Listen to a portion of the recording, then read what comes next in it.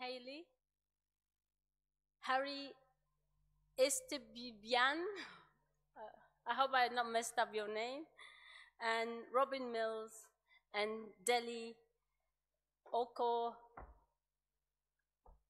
Yuni. Sorry, I messed up your name, I know. I'm sorry. I've written it in Arabic, but still I haven't got it right. Okay. What? Yeah, he's here, Mr. Tariq, his deputy. Yeah.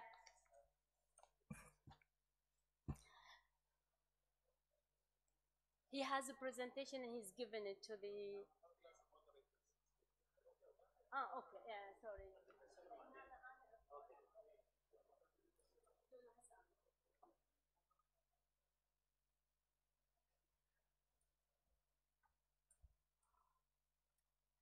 Those who they were not here yesterday, again, my name is Zainab Al-Qarnawi. I'm Iraqi. I'm a lawyer, commercial lawyer, qualified both in England and Iraq. And on many occasions, I was involved on advising on infrastructure projects. So again, I have a direct interest in the topic this afternoon. It has always struck me really surprising, whilst Iraq sits on some of the world's most or largest proven reserves, and according to yesterday, we even discovered that Iraq probably has more than we think, we still suffer from a serious electricity shortage in most of our cities and villages. I guess this is partly due to increasing demands and partly due to insufficient generators and possibly as well due to inefficient collection of electricity charges. The population of Iraq was 14 million in 1980. It rose to 32 million in 2020 and is expected to rise to 64 million by 2050. Demand is therefore on the increase, and every civilized society needs to ensure that its citizen has access to electricity 24 hours. The government has been sensibly looking at increasing energy output using not only oil, but also natural gas and renewable energy facilities. By 2020, the government hopes that 10% of our electricity production will come from renewable energy. Indeed, in October last year, there was a major conference here in Baghdad attended by the Ministry of Electricity, Ministry of Environment, and other related State Department. At that conference, the potential for using renewable energy, particularly solar power, was looked at with the full support and the backing of the United Nations Development Programme. Therefore, today's topic is extremely important to all of us living here in Iraq. We have today a distinguished panel of 5 speakers, represent both the public sector and the private sector. I know each one of them can speak very knowledgeably about this subject for probably hours, but I'm going to ask them to spend roughly 10 minutes each, so in order to allow ourselves time at the end of the note of the final speaker for the audience to ask questions to our panelists.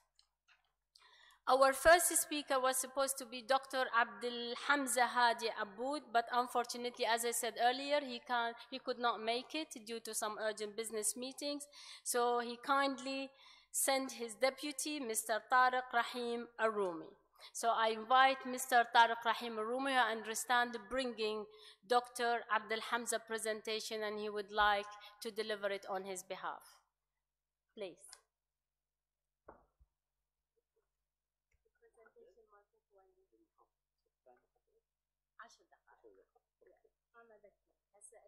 inshallah. Good evening, At the first, will we be present the presentation about MOE plan and the renewable energy plan.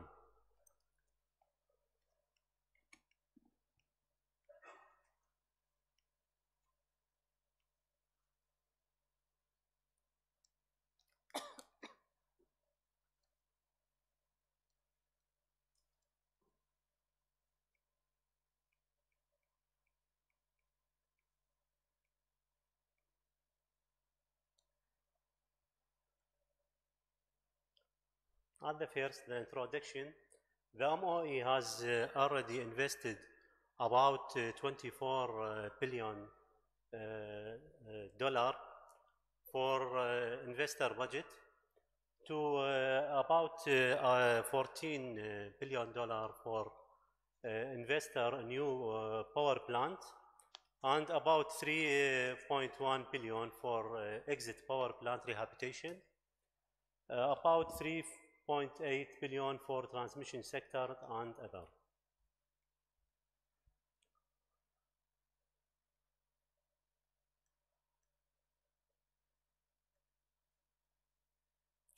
So the MOE generation plan, it is invested about 9 gigawatt for IPP power plant in Basmaya 3000 and Alishmara and other. In another plan, we have plan to simple cycle plant combined about 5 gigawatt and another renewable energy about 2 gigawatt. I will explain another. So that this is the balance for generation project before we expand in electricity.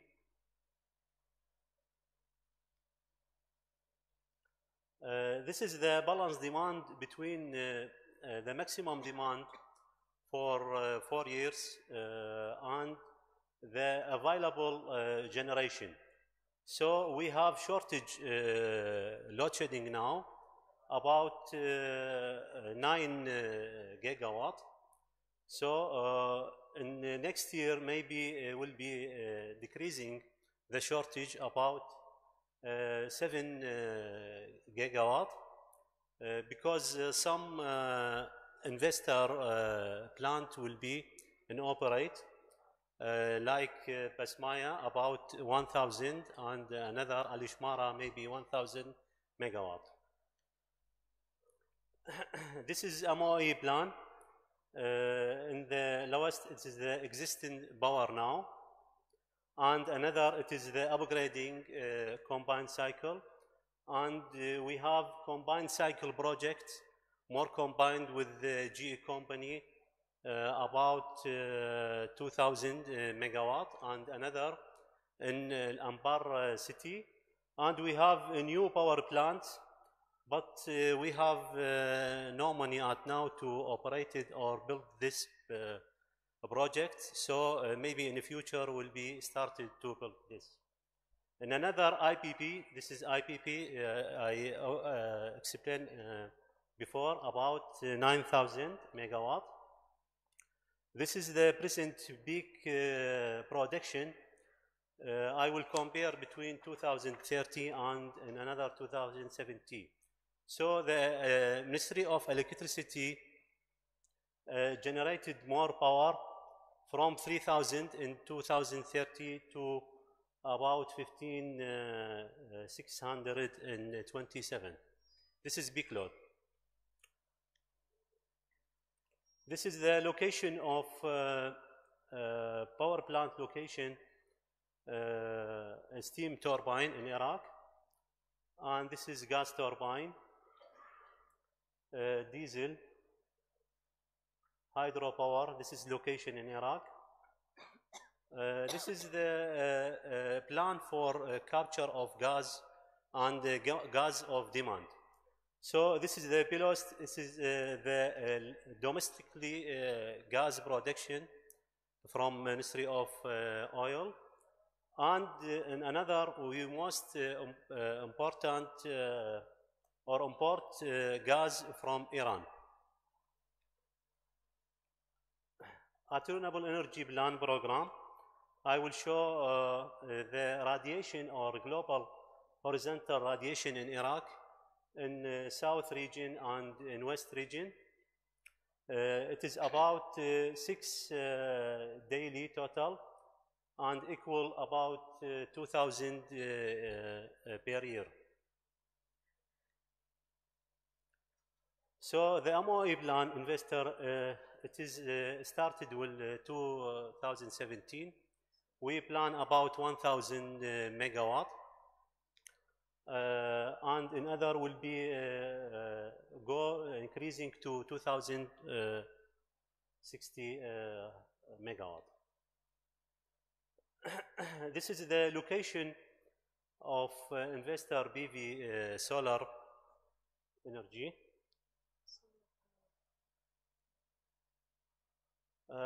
This is the potential solar photovoltaic project site information. If you need any information about, you can visit the MOE plan, MOE site. This is at now will be announced to invest. The total about 685 megawatt. The PV solar location awarded to Sama Baghdad. It is the yes, with the American company. Will be initiated about 465 megawatt. This is location in Babil, about 225 megawatt, and Al-Rumadi about 100 megawatt, and another location in Anbar, and two locations in Fallujah and Al-Anbar. So the total amount of renewable energy for Sama Baghdad about 465. In another contract with Ministry of Electricity with the Dana International company, it is contracted with about 2,030 megawatt in two locations, in Najaf city about 100 megawatt, and in Al-Simawa or Al-Muthanna about 3 locations, about 130. I will explain quickly about the pilot project for Zayuna about distribution in the private sector. This is the pilot project for, this is the first pilot project for MOE. And will explain how the number of consumer increasing in the 3 projects in Zayuna and Yarmouk and Al-Harthiyah. So at the first Zayuna, it's about 7,000 consumer. Then at now about 9,000. So will increasing the number of consumer about 2,000. And the Yarmouk, it is duplicated the number of consumer at now, and Al-Harthiyah it is about increasing 500. So the maximum load will be decreasing after private sector and distribution from 53 megawatt to 43, and in Yarmouk city and Al-Harthiyah. But the important, it's very important for MOE, it is the collection. The collection before project in Zayuna about 50 million Iraqi dinar. At now the average about $75 million Iraqi dinar. This is the compare between collection before and after. And the Ministry of Electricity put a plan to how to reduce the non-technical losses in distribution. At now we have 15% from electricity will be technical losses, it is the thief from pupils and non-connected to metering. And in another problem, it is the collection rate. The collection rate, it is very weak now, will be increasing at now about 28%, will be increasing in 4 years after, will be increasing. So that this is the electricity plan with fuel subsidy, because the MOE will get the fuel from Ministry of Oil, it is subsidy now. So after maybe in 3 years after or 4, will be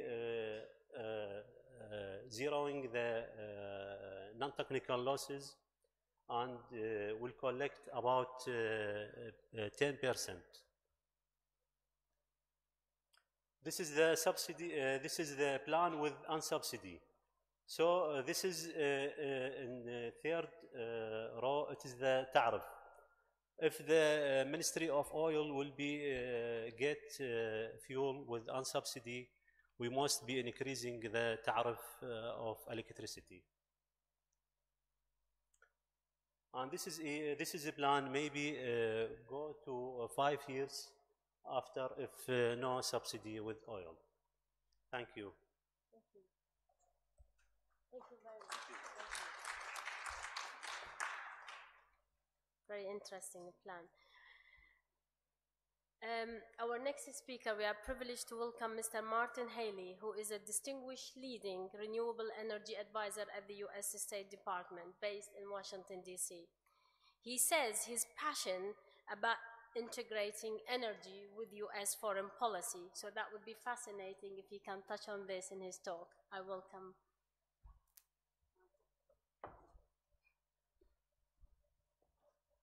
Thank you. And I know that Iraq right now has a very aggressive 1 gigawatt solar plan in order to implement over the next year. What I like to do is step back and take a look a little bit more broadly at some of the regional examples that might be a good fit for Iraq in the future. The challenge, of course, is to taking a look at these particular models, is to find one that fits for Iraq's specific environment, one that provides a reliable, cost-effective, and a realistic solution in order to develop the renewable policies here in Iraq. What I thought that I'd do today, just to kind of walk through some of the solar potential, is to take a brief look at the current power situation. I know over the past 2 days we've actually talked about that ad nauseum, but I thought I'd touch upon that and the need for solar, and then why solar as a solution fits the best for Iraq amongst the different renewable properties, talk about some of the possible regional models that I discussed and how that might be a good fit for Iraq, and then talk a little bit more about what the ambassador actually mentioned this morning, but the need for smart, modern policies in order to implement these type of solutions in different countries. Talk about what's next on the horizon, and then our own U.S. commitment to development of renewable energy in Iraq. So just to analyze the current situation, and I thought Dr. Jafar had a great presentation where he outlined a lot of the numbers of where we're at. The power gap between supply and demand, of course, very significant. I think he was mentioning the fact that supply only can produce about 50% of the demand during the peak load periods. So there's a significant need for power generation. And if you take a look at the actual situation right now of what actually constitutes the domestic power generation, over 80% is fossil fuel based. A lot of that should and potentially could be monetized or find a way to offset it with solar development. Also diesel, there's a fair amount of diesel generators. I think the statistics are over 90% of households rely in some form upon diesel over the course of a given period. And the fact that Iraq imports about 6% of the electricity supply makes them structurally dependent on imported power for their usage. And in terms of current renewable power, only hydroelectric power really plays a significant role in Iraq. At about 4% in this particular picture, I know that's been reduced when it comes now to Mosul Dam's functionality up in the north. So really what the objective would be was to take some of the fossil fuels and move them off, offset them with solar power, monetize them, and provide them for other uses within Iraq. Now, solar power. At the same period, if we were here 2 or 3 years ago, we might be having this discussion because simply the costs weren't there. This is the actual cost curve for solar power and how it's declined over the past couple of years. That has made it extremely competitive, not only for photovoltaic, which translates the power directly the sunlight directly into power, but also for solar thermal, which heats water or other substances in order to generate steam and power that way. Iraq, ideal for solar development, 300 plus hours per year, which makes it one of the sunniest places on the planet, which puts it in a rare category of countries that have that type of solarity. There's also an availability of a significant amount of land near cities for development of these rather large properties when it comes to solar array development. And as I mentioned before, the pressing need to monetize, or at least offset some of the hydrocarbons that are currently being used for power generation that could be monetized or used for more creative purposes. Now, solar is unique because it does offer a variety of different solutions to fit different situations. And if you take a look at some of the regional solutions that may offer innovative opportunities, I kind of separate into at least 2 different categories. Here at the top, solar thermal is really kind of unique amongst solar in its ability to work with the hydrocarbons industry. If you take a look at what the opportunities might be, you could take a look at the existing facilities that Iraq is extremely comfortable with in terms of oil installations, in terms of gas-fired utilities, and integrate solar there and use roughly the same equipment that is currently being used. There's also a couple of different opportunities when it comes to matching the peak load period throughout Iraq. In the north, where winter peak load period might require a storage solution, you have solar thermal solutions such as concentrating solar power. When you have in the south, when the peak periods are more toward the summertime, around 12 to 4 p.m., you have more of the mini grids and distributed photovoltaics. Then we'll talk about a little bit about the policy framework and some of the rules and regulations that are needed in order to facilitate the development of solar here in Iraq. And one of the key examples that I like to point out is what they call integrated solar combined cycle, which actually works with existing or soon to be developed combined cycle gas plants and integrates what they call a solar trowel, or the ability to capture the sun and feed it into roughly the same type of equipment that's currently being used in gas-fired plants. This particular example is from Morocco. Another key example about to come online in Saudi Arabia is one of the largest in the world, with significant investment by U.S. company GE, which has developed a turbine for that particular facility. And the capability, or the interesting thing about the technologies, is that they're very complementary. You have the fast dispatchability of gas-firedness with the intermittency of solar. In addition, they're complementary because they use roughly the same equipment. You just need to supersize some of the actual elements of it. Now, solar only constitutes a relatively small piece, but that kind of percentage is actually increasing for the different plants around the world, around 10% of normal capacity. And what's interesting enough, and I think somebody had mentioned that, was the existing efforts to kind of capture some of the gas flaring currently, hopefully will develop a supply line, a gas-to-power plan, which would necessitate the need to develop more investment in gas-fired plants. Dr. Jafar talked this morning about the need to build out the existing 12 plants, I believe. What's interesting also about this kind of solution is that it allows you to retrofit existing facilities with a solar array. Another interesting solution from Oman this time is from U.S. company GlassPoint, which is what they call an enhanced oil recovery project. Okay, this particular project basically works with existing oil installations that need to repressurize the oil wells in order to reinvigorate and bring out more oil.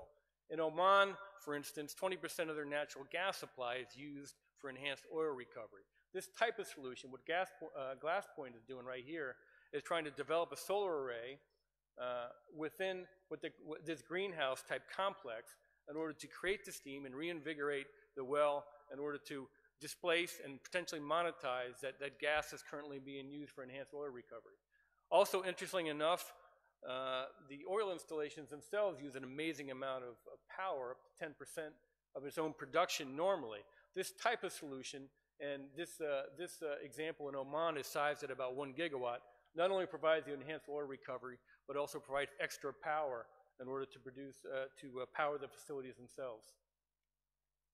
Now, as I stated before, different regions from Iraq have different load periods and different peak periods. In the southern part, clearly the summer peak load when the air conditioners come on. In the northern western parts, more the winter peak load that go from about 6 to 8 p.m. at night.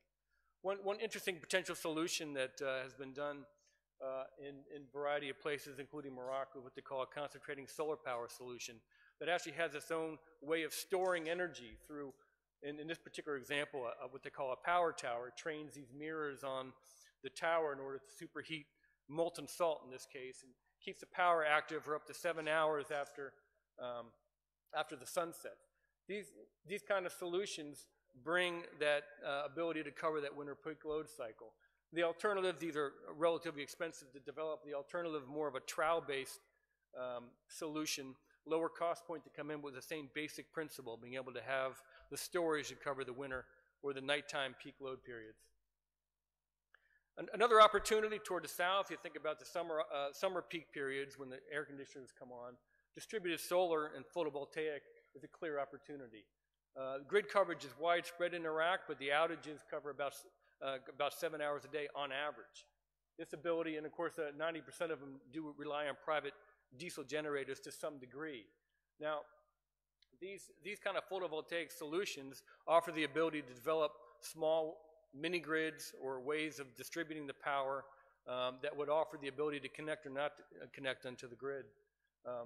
And UNDP, that should be UNDP, actually has a fair amount of PC trials that are now underway to try to, PV trials in order to try to facilitate and test this kind of photovoltaics for the climate in Iraq.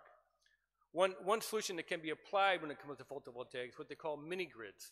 These mini grids actually operate off-grid and on-grid, where you can power it when the ability to use the grid or not.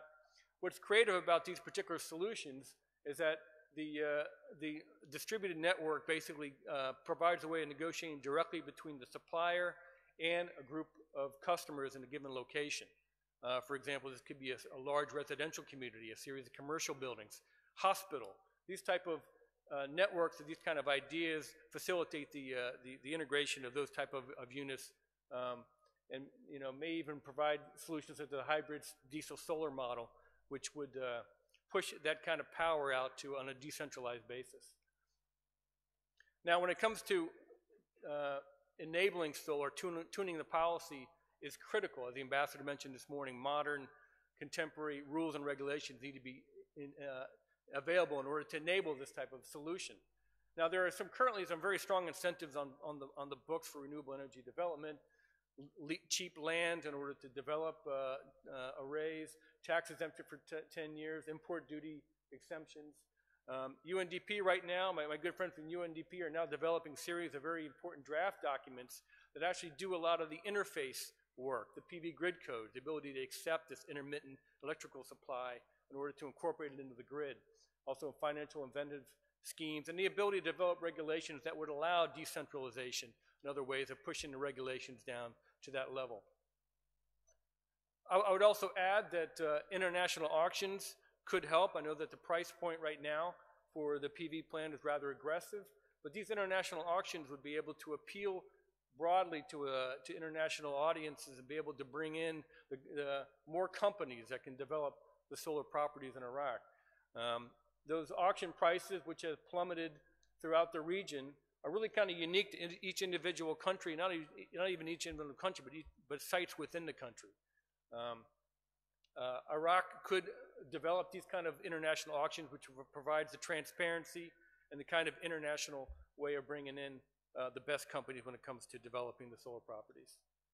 What's next? Well, the Ministry of Science and Technology, as I understand it, is now ready to undergo what they call a renewable readiness assessment from the International Renewable Energy Agency. which would help identify some of the real good opportunities and properties within Iraq and the best ways to develop it.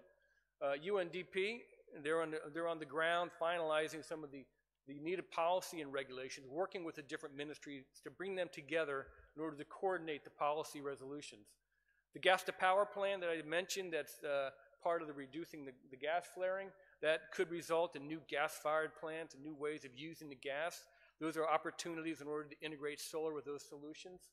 You also have the additional solar sites that can go beyond the 1 gigawatt to 2 gigawatt that are currently being envisioned, and then potential international auctions to find the right price points in different areas within Iraq. What is our commitment? Well, we fully support increasing the oil production through activities such as enhanced oil recovery and diversifying the revenue streams. We want to ensure the energy security of our allies and partners around the globe. Also, we want to seek opportunities to bring in our world-class technologies from a GE or from a GlassPoint or from Solar Reserve. These companies are the leading lights, literally, within the solar industry. And of course, help create jobs and opportunity within the region. Thank you very much.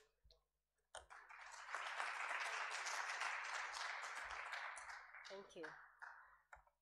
We now have an independent power and water consultant, Mr. Harry Estebian, and he is a senior advisor to the Ministry of Electricity and Water in Kuwait. He's a chartered engineer as well as a project management professional. Please welcome Mr. Harry to speak to us.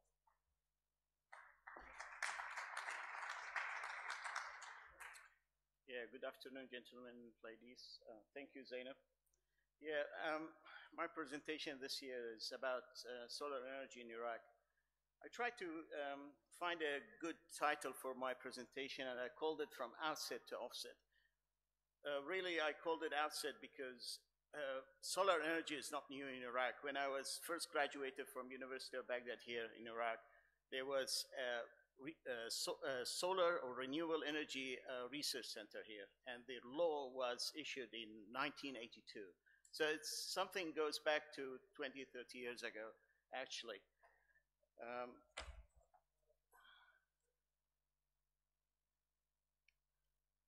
First, I will talk about Iraq electricity first. I think my colleagues here, they spoke about it, so I'll go quickly through it because I wasn't sure whether this will be covered or not. But remarkably, even after the war against ISIS, Iraq was doing quite well in terms of generating electricity. In fact, in August 2017, they produced around 15,000 megawatt. But that 15,000 megawatt is actually costing lots of fuel. For example, it's costing around 220,000 barrels of oil per day. And that oil, if we sell it in the international market, it's worth about $11 million a day. Due to the war against ISIS, actually the damage, I think last year I estimated around 4.6. That was before the Battle of Mosul. But apparently this year, according to the Ministry of Electricity, that number has gone to 5.6. So you can see that is another additional cost for a ministry that is already struggling actually to finance its own projects. And this is the average monthly available capacity. This is the generation since 2015, January 2015 till now. You can see there are lots of hills and valleys there, but the general trend is going up, which is a good news really for most of the Iraqis. And you can see in August, I think, 2017, it hit the 15,000 megawatt, which is a good thing. In terms of distribution, the electricity mix, this is the latest for this month. For example, you can see mainly it's just thermal and gas turbines. If you see the renewable energy, is mainly is coming from hydro stations. And that's around 2% right now, or less than 2% right now. And the reason for that is because of Mosul Dam. Mosul Dam was generating about 1,000 megawatts, more than 1,000 megawatts. before, but because of the grouting issues they have now, the water level in the reservoir is quite low, so they are roughly generating, I think, around 100 megawatt right now. But this is coming with a cost. The this gas turbines and the thermals. I'm coming from thermal and gas turbines background, so don't get me wrong, but I don't like it. And the reason for that, because the oil and the electricity that Iraq is generating right now is causing a huge emission of CO2. You can see those figures. I take it from the US Energy Information Administration website. It's hitting above 140 million metric tons per year. That's a huge amount of CO2 actually. So if we want to translate that to something that people can understand it, if you have 1 million metric tons of CO2, you would need to build 750 megawatt of combined cycle to replace the conventional thermal or steam power stations. Or you can have 500 megawatts converted from oil to gas. Or you have to take 216,000 cart from streets of Baghdad, for example, every year. Or you need to reduce 2.5 million barrels of oil production every year. So that's gives you an analogy for 1 million metric tons of CO2 that Iraq is emitting right now is 440 million. So my next part of the presentation is about the solar energy potential. I think, Mr. Karim, I think you spoke about it and you covered it quite well, actually. The main purpose of the renewable energy and solar in particular would be to diversify the energy mix. So you cannot, rely mainly only on, gas-fired or oil-fired or even, hydros. So you have to diversify your sources. And the other main issue that I think some of the speakers this morning talk about is to free up this oil and gas. And Iraq right now needs every barrel or every cubic meters of gas to export as a foreign currency revenue comes to participate in the reconstruction program. I think everybody knows here in this room that in the Kuwait conference, they estimated was around $100 billion for the reconstruction program. So Iraq needs to put much effort actually to export every barrel of oil. And of course, the other secondary, or it's not secondary actually, it's primary, but haven't been considered thoroughly here in Iraq, which is the reducing the emission of the CO2. Of course, introducing the renewable energy in Iraq will bring other socioeconomic benefits to Iraq, for example, creating jobs, and so on. And of course, participate in the economy in general. I'll give you some figures about solar energy. For example, the average GHI for Iraq is around 2,200 kilowatt hours per square meter. That's reasonably a good figure. Compared to, for example, it's higher than South Africa, but of course it's lower than places like Chile in South America. But it's very reasonable and very economic in international standards. The other incentive that we can consider for introducing solar energy in Iraq is the price, of course. The price of those PV panels are dropping down significantly. It's 75% since 2010 until now, and it's keep dropping down. The LCO, you can see it's quite low right now. It's 0.03 dollars per kilowatt hour. That's a reasonable price, and it's dropping down as well, as we will see in the other slides. And the number of the PV power stations worldwide is increasing, and right now it's hovering around 290 gigawatts, and that's increasing. I think probably some of you have heard the news about Saudi Arabia is trying to invest now $100 billion in renewable energy over the next 20 years, for example. This is another graph that I'd like to put it, which demonstrates how good is Iraq in terms of the DNI.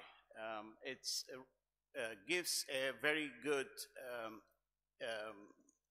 environment for installing photovoltaics panels in Iraq in general, also CSPs.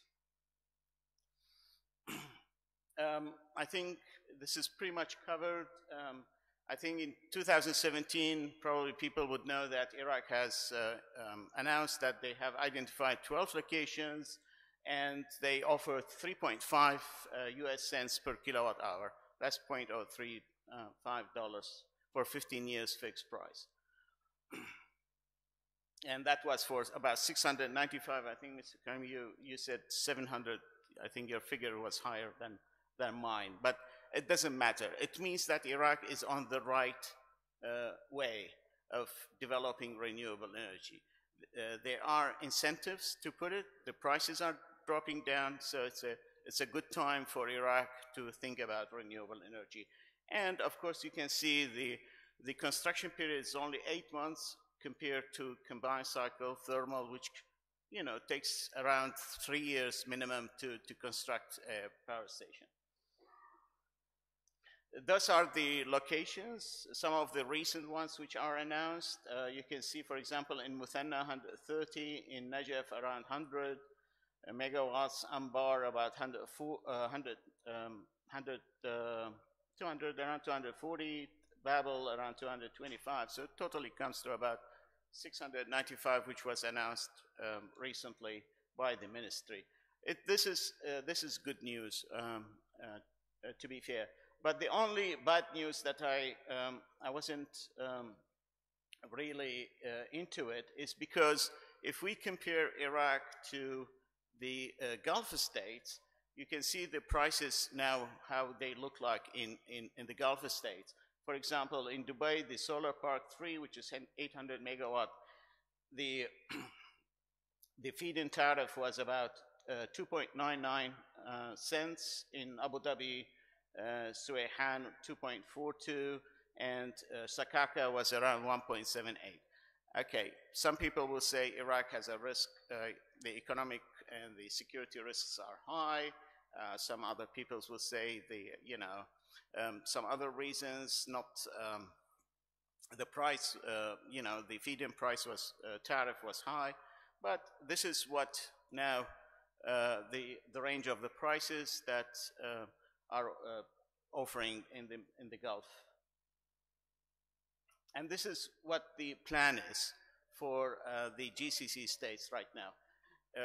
And this is what I encourage the Minister of Electricity to do as well. Just follow the GCC model in this. They have a target and they want to achieve that target. For example, in Kuwait, we have a target of achieving 15% by 2030. So that's what we are working right now. We are trying to get, for example, the Chagaya project. Phase 1 is completed. Phase 2 is on the way for completion. And we are now working on phase 3. So even a small country like Kuwait, they are seriously thinking about introducing the solar energy into their power grid. And you can see the most aggressive country in the region is Saudi Arabia. They are planning huge investment in not only on solar, but also in wind, CSP, and geothermal. What are the important challenges or the main challenges that the investment in the solar energy in Iraq. In our opinion, Iraq has failed to bring foreign IPP investors to Iraq. Most of those projects that we spoke about it in the previous slides are mainly our local investors. What Iraq needs is actually to bring foreign investors. But the difficulties, I listed 3 major difficulties here. One of them is the legislation. The second one is regulatory framework. And the third one is to lack of support of those investors from the international banks. Those are the 3 main issues that currently Iraq is facing to get the international IPP, classing international IPP into Iraq, like Marubeni, Mitsubishi, NG, you know, Sumitomo, and so on.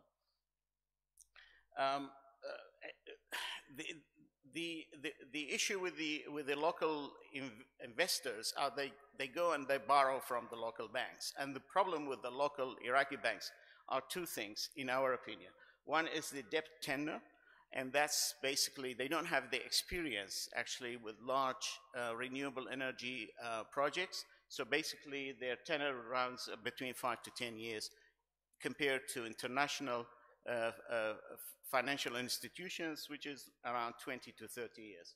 The other one is the high coupon rate. Basically, the rate is quite high for several reasons. One of them is security, you know, uncertainty, and so on. So what we suggest to Iraq is to come with what we call it the energy offset program. What's the energy offset program? Is an agreement between oil and gas investment companies and the government that obliges the companies to invest in renewable energy to satisfy a secondary objective in increasing the level of electricity generation from renewable energy. What does that mean? I tried to come up with some definition for it, but this is what I tried to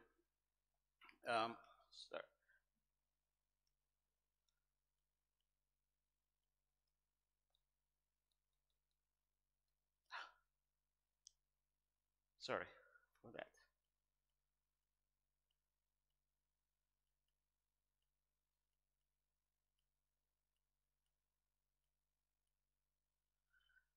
So the main objective of the oil and gas investors coming to Iraq is mainly exploring oil and gas in Iraq, period. That's fine. We don't have any problem about that. But we would like to see some offsetting of that revenues coming from oil and gas to be allocated to the renewable energy as a secondary objective for those companies. So what that will help us, it will actually bring the foreign investment, and that's the key word. We need to get the foreign investment, not the local investment, because that's the money, local money. We want the foreign money to come to Iraq. And how that can be with what we call the energy offset balance. That's a small portion or percentage of that oil and gas revenue that can participate in the renewable energy. So what are the main objectives of the energy offset program? First, power generation, obviously. Second, CO2 reduction. Third, which is most important, is to attract the foreign investment. Fourth, technology transfer. We introduced high-tech solar technologies into Iraq. And 5, the socio-economic development, of course, like creating jobs and developing the local economies. I gave here one example of how the energy offset program can work. For example, if one company comes with 300,000 barrels a day, the price is around 55, the revenue will be around $16.5 million from that. Of course, this is the total revenue coming. Some of them goes to the investors, most of the portion goes to the government. But both can work on this. converting that to equivalent energy in megawatt hours, and we see that the energy offset cost will be around $165,000 a day if we take the offset percentage around 1%. So that means that the amount of the energy that can be produced in a day from the offset is around 4,860. If we use the feed-in tariff that is used currently in Iraq for $3.5 per megawatt hour, that will generate a revenue of $408,000 a day. That gives a ratio of 2.47, which means that the foreign companies or the foreign investors can benefit from that, and also the Iraqis can benefit from this program. Sure, 1 minute. How this structured will be, as you can see, the Ministry of Oil can work with the investment company. They allocate some of the revenues and offset. They put it to the debt to equity ratio. You can invite local companies, local international lenders, IPP companies, all to participate in that debt equity. That will be used to create an SPV, and we have a typical PPP structure over there, where the Ministry of Electricity will be the off-taker, take that money and buy that electricity from the SPV through a power purchase agreement. What's the essence of this? Two things: obligation of the oil and gas companies to produce renewable energy. Second, it's an opportunity for the Iraqis to produce more electricity and participate into the economic development. Moving forward, I just listed 5 issues that we can cap this issue. One is deploying offset policy. We need that. Second, creating investment-friendly environment for such programs.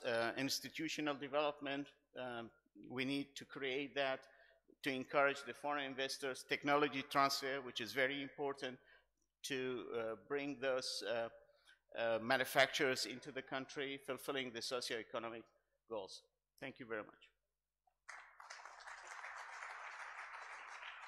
Thank you, Harry.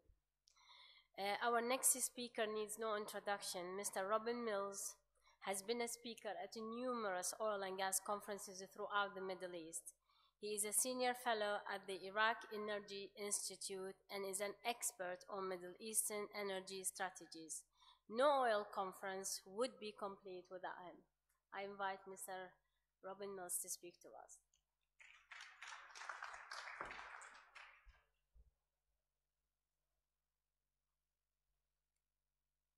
Well, thank you, Zainab, for that very kind introduction. I'll do my best to live up to it. Instead of talking about oil, as I do, of course, at many of these conferences today, I'd like to talk mostly about renewable energy. But, of course, in Iraq and in this region, that has a very close relationship to the oil and the gas sector. And I'd like to look at renewable energy in this region, what's been going on and the progress that's been made, and then try to apply some of those lessons to Iraq. Now, my colleagues here have given a very good account, I think, of the Iraqi energy sector, so some parts of my talk I'll go over quite quickly so we don't have too much repetition.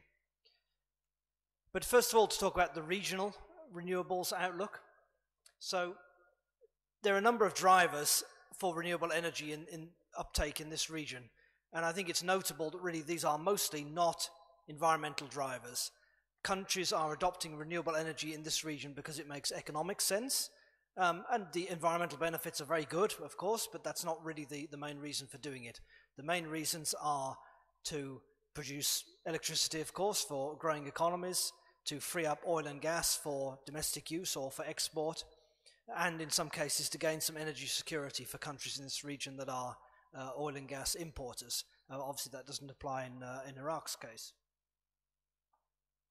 And renewable energy has improved enormously in cost in the past few years, as we've heard, and particularly solar photovoltaics, to the point that solar PV in a good location, a sunny location, such as here, is probably the cheapest form of new electricity.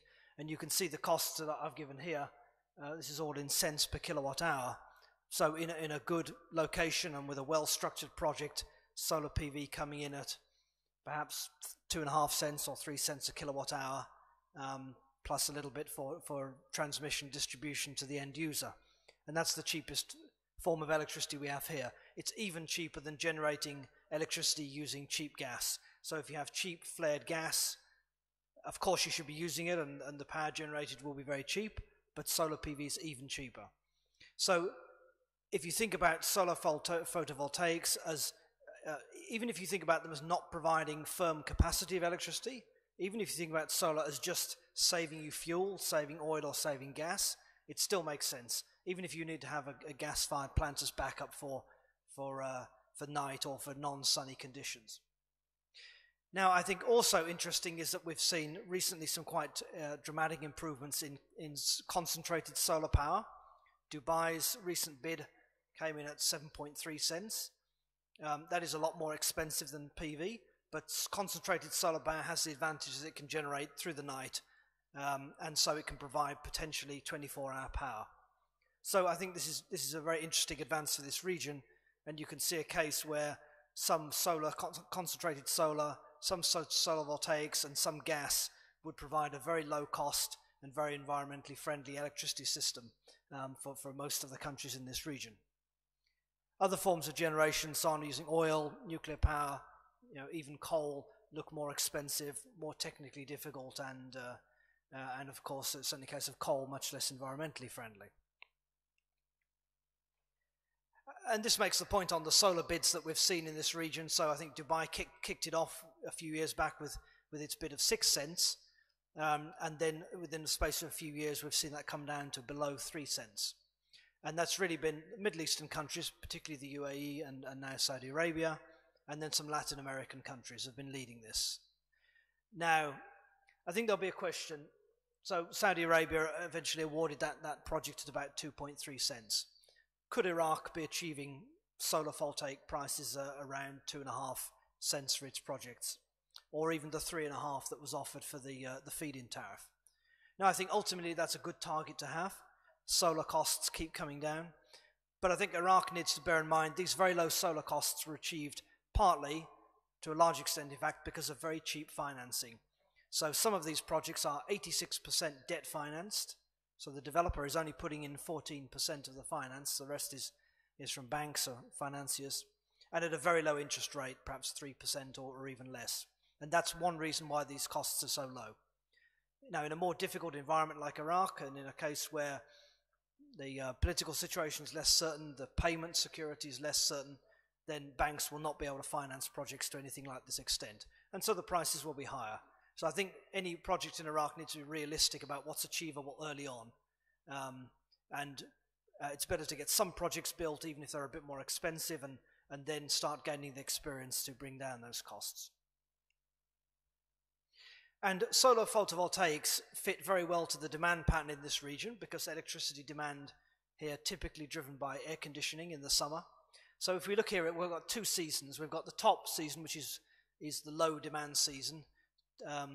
In the Gulf at least, typically February, March, and the bottom one is August, pretty much the peak demand season.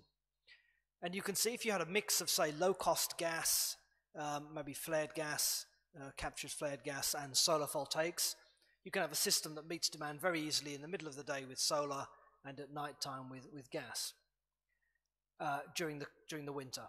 During the summer, you have a kind of a base load of low-cost gas. You have a very high amount of solar in generation in the middle of the day, and then you fill in the nighttime peaks with maybe higher cost gas, or perhaps with oil if you have to, and perhaps in future with batteries or solar CSP. So again, you can get a very good fit to demand in this case, and solar is extremely suitable. And because of that, we've seen a lot of interest in renewable projects in the region. Again, I think Harry's covered this well, so I won't stress this too much, but the UAE particularly, now Saudi, Jordan, Egypt, some of the leading countries, and of course Morocco off in North Africa. And there are ambitious plans for renewable energy, mostly solar, but also wind and other kinds of renewables in several of the Middle East countries. Now, we tried to do a ranking of the Middle East countries based on their attractiveness for solar development. And on this chart, you can kind of see the dark colors are the most attractive or positive features. The lighter ones are less positive. And Iraq rates relatively low on this currently. Not because the conditions are not good. I mean, the solar conditions are very good here. But really because of the investment conditions. The certainty of getting paid, the transparency of regulations, the speed at which projects can happen, the availability of finance, all of these are drawbacks and things that are slowing down progress in this country. But overall, the market is very compelling. There's a large and growing power market. There's a big deficit of power, and of course, good solar conditions. And I think there's no reason why Iraq should not be able to move up this ranking if it's able to tackle some of the barriers to investment. Now, I'll skate over the Iraq energy sector because we've heard it very well described by my colleagues here, so I won't stress this too much, except of course to observe, although use of gas in the power sector has increased, it's still a sector that consumes large amounts of oil.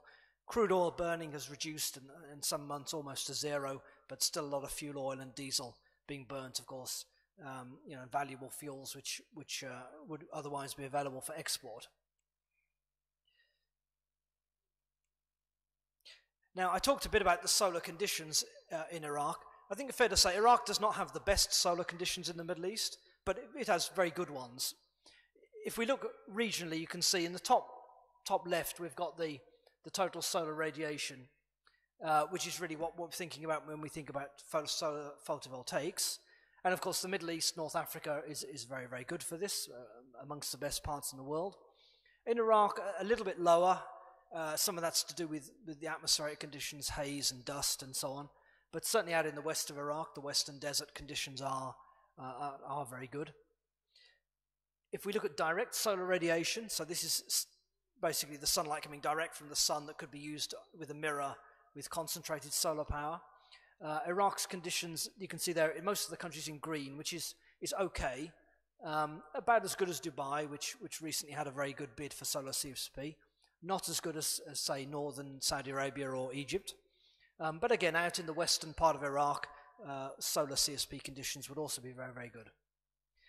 And then the bottom left I've shown wind, which is, again, not as good in Iraq, really. But there are some good windy spots, again, out in the west. And wind has the advantage, of course, of not being dependent on daylight and therefore being able to supply some demand during the night time as well. And wind power has seen some great cost improvements in the past few years in a similar way to solar. I think we've seen this very well from my colleague from the ministry. I want to talk a little about hydro, because I think hydropower gets maybe underplayed. Hydropower is still the world's largest form of renewable energy. And Iraq, I think, is almost unique in the Middle East. Only really Iraq and Egypt and to an extent Iran have a lot of hydropower potential. Now, of course, the active hydropower in Iraq currently is very low, but there is potential for more hydropower, particularly up in the Kurdish region. There's a number of large dams in the Kurdish region which are planned or under construction, but not really progressing because of lack of finance. But there is an opportunity there for more hydropower, and of course that has advantages on water storage and water regulation as well. And one of the attractive things about hydropower, of course, it's very flexible and it can be used to balance out renewable energy, to balance out solar power. So you can use the solar in the day, you can use the hydropower at night, and so get a balanced supply throughout the year. So this is a definite opportunity for Iraq. Of course, we know there's issues with water shortages, there's issues with droughts, lack of rainfall, and so on. But nevertheless, there is still additional hydropower potential to be developed, and the rehabilitation of existing hydropower stations. And in terms of future potential, we looked here at a number of generation mixes out for Iraq out to 2030, and we've tried to compare the generation mix against some forecasts of demand. So we've got a view of kind of a base case demand which comes from the Ministry of Energy, and then we've got some views, including one that was done by Louay and Harry here, where they saw potential for considerably higher demand by 2030. I think any power plant has got to take into account the fast-growing demand. And we've looked at a number of cases with the integrated energy strategy of a few years ago, which is based primarily on gas, gas turbines conversion and gas-fired plants and conversion to combined cycle, with a little bit of solar. And we then looked at a much more aggressive, which we call the green case, which is the one on the second right, where we have a lot more solar, more hydro, and also a little bit more wind. And here in this case, that's showing potential for about 10 gigawatts of solar in total. So that would be a much more aggressive deployment, but it's one that is easily accommodated within the existing demand. So this, if we talk about 40 gigawatts of demand by 2030, that's about half Saudi Arabia today, let's say. And of course, Saudi Arabia has announced these plans for many, many gigawatts deployment of solar. So this is something that I think that's quite realistic within the scope of demand. And there are a number of other renewable energy opportunities, some smaller scale and niche ones. We heard a little about rooftop solar, which has the advantage of serving demand very directly, of displacing diesel-powered generators, which are noisy, expensive, and polluting, and of improving energy security. In other words, that power lines and so on are not exposed to damage or theft or sabotage. They can supply local communities, also remote communities out in the desert, water pumping, remote mines, oil field installations that are well away from the grid. So this kind of off-grid solar is potentially attractive. I mentioned also wind power.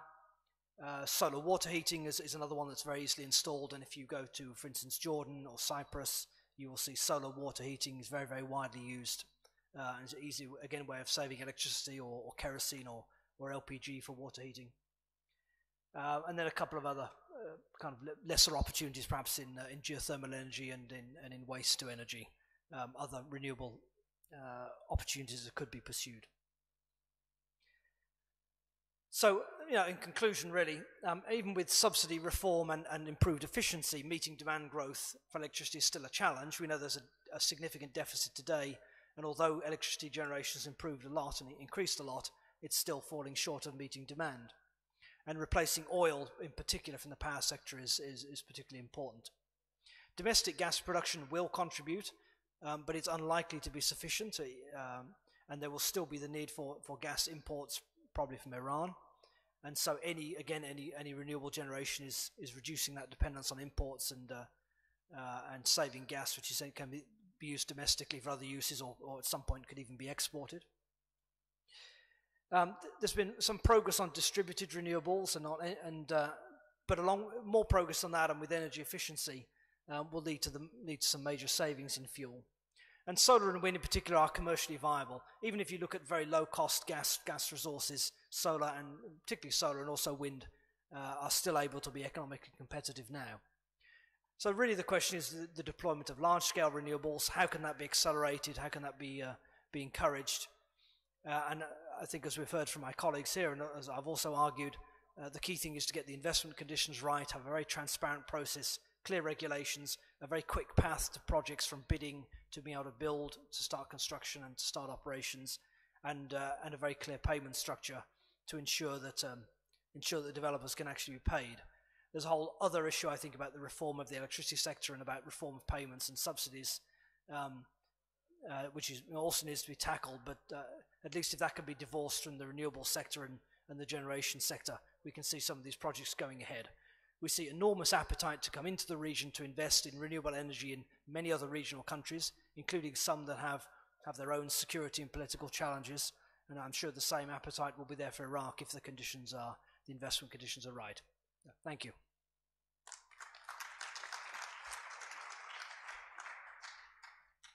Thank you, Robin. Our final speaker is Mr. Deli Oko Noya, who is a managing director of AKT Oil Services Company. Prior to joining AKT, Deli worked for 17 years with the Royal Dutch Shell. AKT is one of the leading engineering, construction, and project management companies in the Iraqi oil and gas sector and has completed several assignments in Iraq, including a large pipeline project. I invite Mr. Deli to speak to us.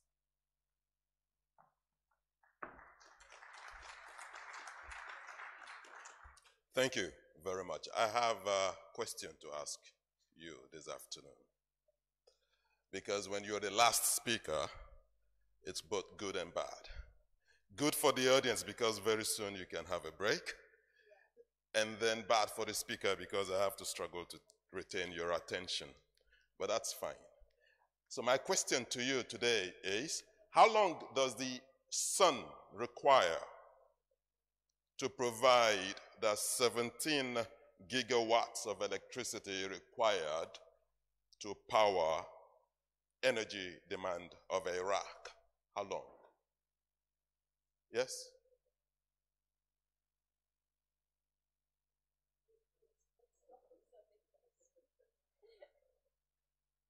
It might interest you to know that the sun produces in 2 minutes enough power to meet all of mankind's requirement for a full year. 2 minutes. And mankind's search for energy has been in the wrong direction. Going downhole, looking for energy. I can almost submit that God did not intend for us to look down for energy, but we ought to be looking to the sun for energy, because 2 minutes alone will power everything. Now we are working our way back towards the original intention, and it's a good thing that we are here considering renewable energy. Now, the gentlemen here, Engineer Tariq, Harry, Robin, and Harry Healy, have all basically done all of my presentation.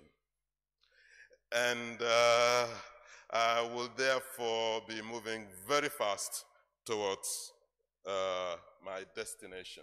And it's a good thing when you have such a panel of experienced team presenting ahead of you. All right. So AKT Oil Service, what does it have to do with this presentation? It's a local company fast acquiring competence to be able to serve the need of Iraq when it comes to the renewable energy sector.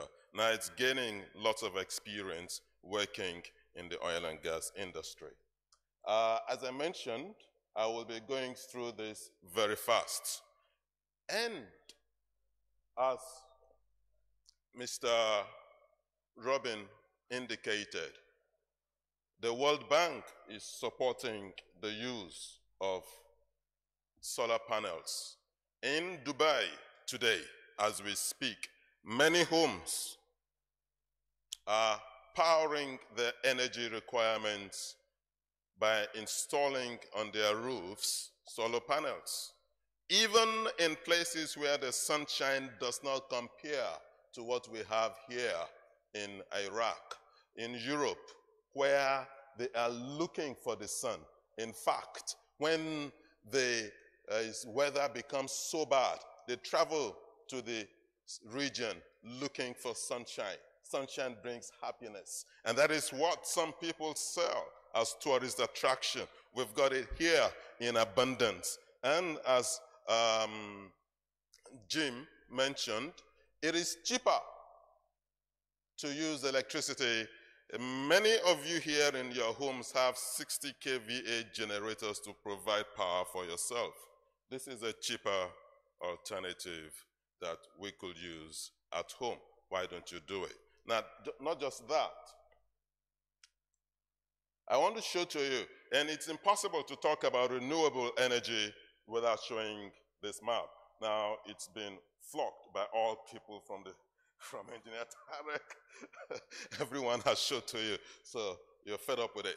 But in 2013, there was news that the Kingdom of Saudi Arabia was planning not only to export oil and gas anymore, but they were planning to start to export power in the form of electricity that is generated from solar panels. They are looking beyond exporting oil and gas. And as Martin mentioned, we are looking at regional models that are effective. And someone said that a rising tide lifts all boats. There is a rising tide in the region that solar and renewable energy is the way to go. I am hoping that as other countries are rising with this tide, that Iraq will not be left behind. In 2013, 5 years ago, Saudi Arabia said we will start to export power from solar energy. And you know what? Just yesterday, I was sitting here. Only yesterday, this picture was taken. And the Crown Prince have signed an agreement with SoftBank to set up what? To set up what? The world's largest solar project. That is happening right here across the border. In the same country, another example that we can talk about. And as Mr. Stephenson mentioned, Saudi Arabia has charged Aramco to say part of your funds must be channeled towards renewable energy. And as you can see here, January last year, Saudi Arabia launched its first solar turbine. Saudi Arabia and other places in the region are moving. Another important source of renewable energy, and the good thing with renewable energy is that you can never deplete it. You can never finish it. What you use, as much as you use, it's immediately replenished without any effort on your part. Consume as much of it as you wish. It will be immediately replenished. Now, I ask you one question. Engineer Tariq had showed us this map, which basically shows the dams and reservoirs of Iraq. I particularly interested in one of them, which is somewhere in Hindia Barrage. The Hindia Barrage was constructed in 1911 by the British. 1911 construction work started. It was completed in 1913, 2 years later. I am aware that in 1984, that was upgraded by the Chinese company, and by 89, a new plant, is that correct? Is that correct? Good, thank you. A new plant was installed by 1989, and they added to the Hindia Barrage the capacity to generate hydroelectricity. So one question for you, ladies and gentlemen. How many years ago was Hindia's second project completed, now providing electricity? How many years ago? From 1980? 39 years. And do you know what? With renewable energy, the cost is expensive, is high, only at the beginning. But the cost to maintain them, those things, is peanuts. If you install solar power generation panels today, the cost for maintenance is next to nothing. The Hindia Power hydroelectric project, the cost for installation was expensive when it was being done. But today, the maintenance cost compared to the electricity generated is nothing. And today I charge you that are seated here today, if you are looking for a legacy to leave for generations coming after you, then this is the way to go, renewable energy. An investment today in a solar generation panel can last 20 years easily, 30 years easily, 50 years easily, with little maintenance costs. So you can ensure the energy future of your children and children's children. And you can solve the fact that they don't have to look for energy if you would invest today in renewable energy. Thank you very much.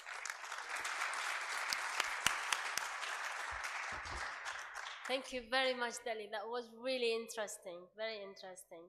So why you think, that might then open my first question, do you think Iraq is taking serious steps towards renewable energy and solar? It seems, apart from the beginning, the cost, after that it seems things are probably easier. Well, Engineer Ashwan this morning, who talked about the National Planning Commission, he said it's a joke. So all these plans that were being mentioned, and I'm sorry, Engineer Tarek, I saw the plans you made about the energy, the ministry making budget for the investments in renewable energy. But the fact of the matter is that the implementation, the bureaucracy, and the bottlenecks that Mr. Stephenson mentioned are so momentous that those things will remain only in those areas, only on shelves, only in filing cabinets, gathering dust, and will not be implemented on site. That's a shame. So I do not believe that the government is committed. And I was just wondering why Mr. Louay organized such a conference as this at a point when we are changing government in Iraq. Go ahead, give it a round.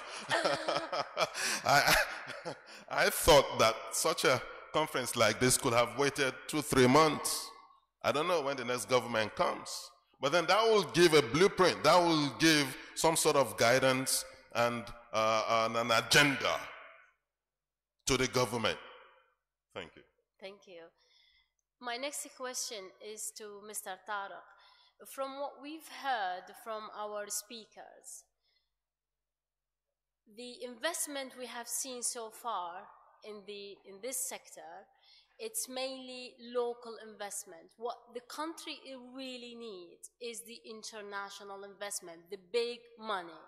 But again, as well heard from them, the difficulties is finance, lack of legislation, and pricing. What really the government, and particularly the Ministry of Electricity, is doing to address the concerns to make it more attractive and appealing for these big investors to come to this country? We announced all the location of solar power, and the oil company can contract with MOE.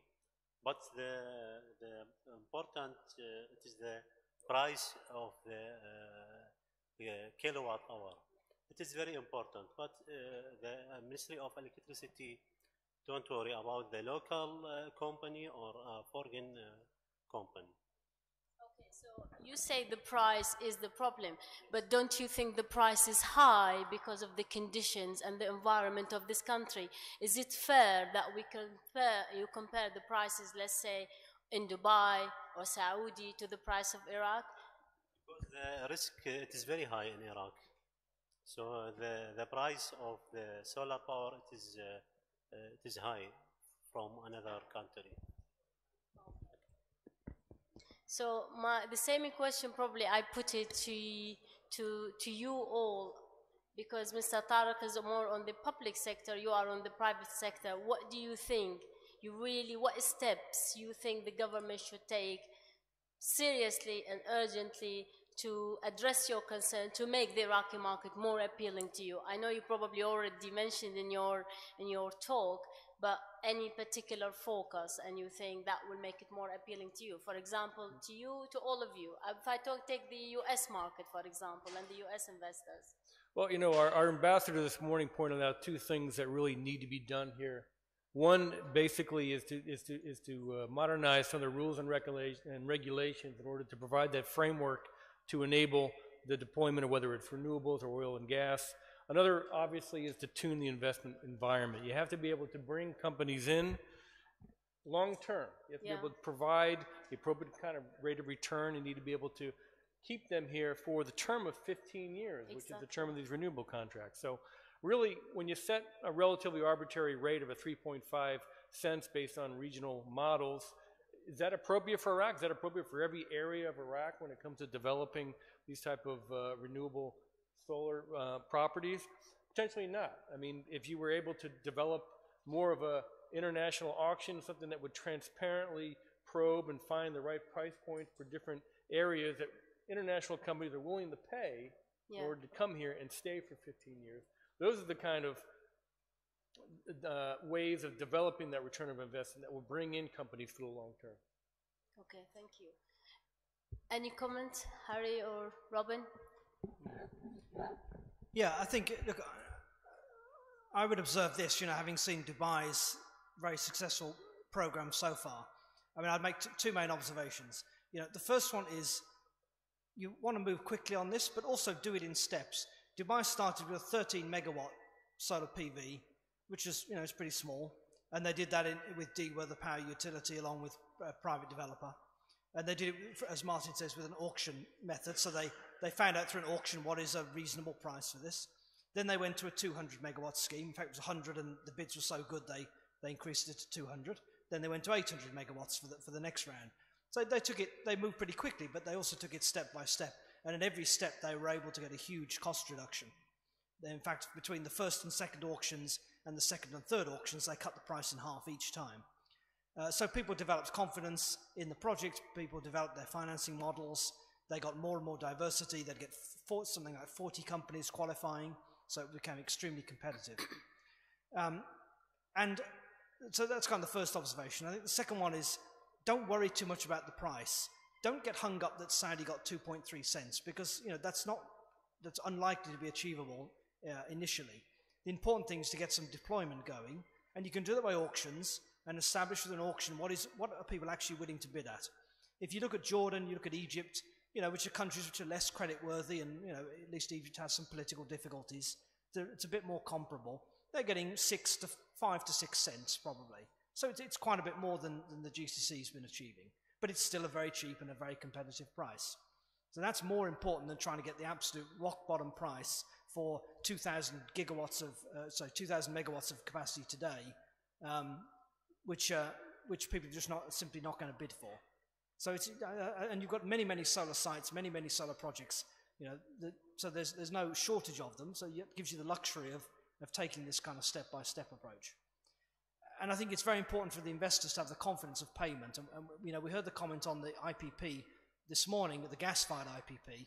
Same would apply to solar, where the investor was complaining that they built the thing and then didn't get paid for many months.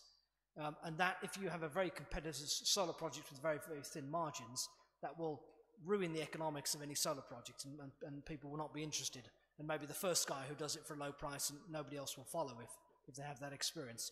So it's very important to have the certainty of payment. And that's kind of difficult, I think, when electricity rates are very low and collection rates are very low.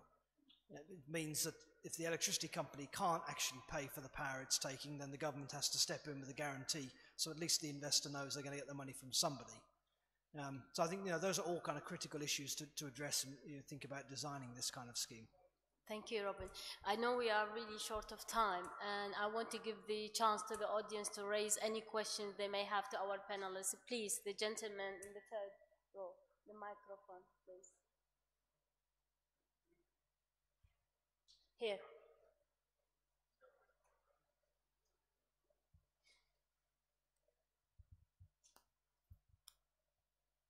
Thank you.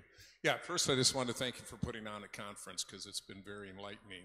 I'm with Sam, and we're doing almost 500 megawatt solar project here in Iraq. And I guess as far as opening up investment and everything, the ministries, I think, has done a really good job. They've put a dedicated renewable energy department within the Ministry of Electricity that has made it a lot easier for us to work with them. The people have been a big help. The problems have been sovereign guarantees. Obviously, it made the banking very, very difficult for us to get some of the investments. But they've been very helpful in moving along to increase the amount of solar energy and other projects, including conversion of some of the waste heat from their refineries and that. So this was eye-opening because I think we're all dealing with the same types of issues in a growing economy after I've been here since 2004 and seen some of the things we've gone through to attract investment and get it in. And I think it's dedication on the part of the ministries to move forward, good governance, and the ability to attract investments, because that's the only thing that's really holding us up now is our sources of capital. We really have to dig deep to get them. But once again, thanks all of you. Thank you. I think Luay signaled to me time's up, but probably we take one more question before we close the session. Any more questions? The gentleman's there. Please, the microphone.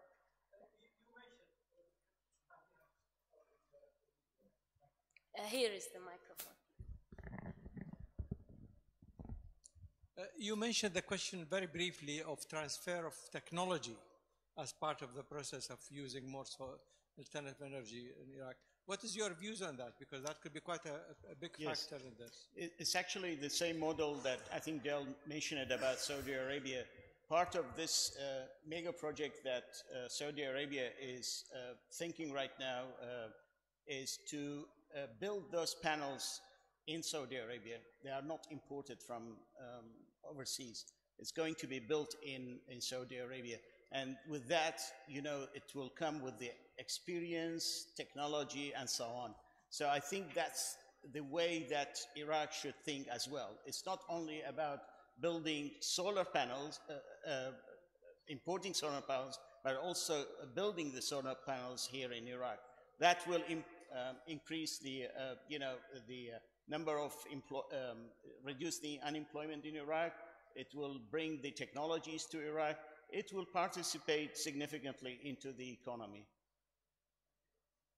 Thank you.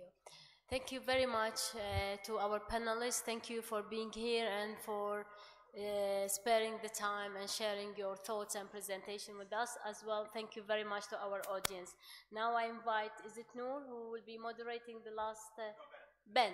Okay, I invite Ben to come to start the final session of the day. Thank you very much to everybody.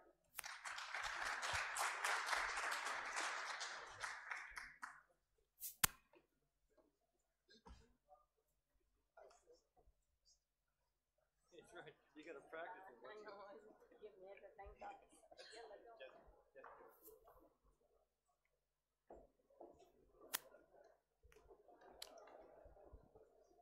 Hello, everyone. I'm pleased to introduce our final panel of the day. The theme is Iraq's business environment and capacity building. So I'd like to invite up to the stage now Professor Sabah Mushatat, Prime Minister's Advisor on Investment and Reconstruction. Professor Michael Molnix, the President of the American University of Iraq in Baghdad. Dr. Ali Assam, founder of Mushtarek Ideation Platform.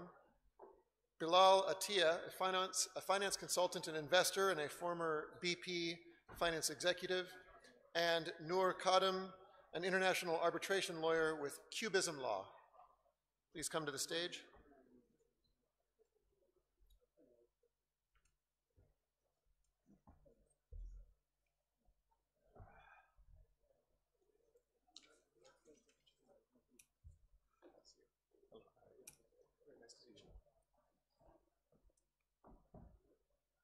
Long day, huh?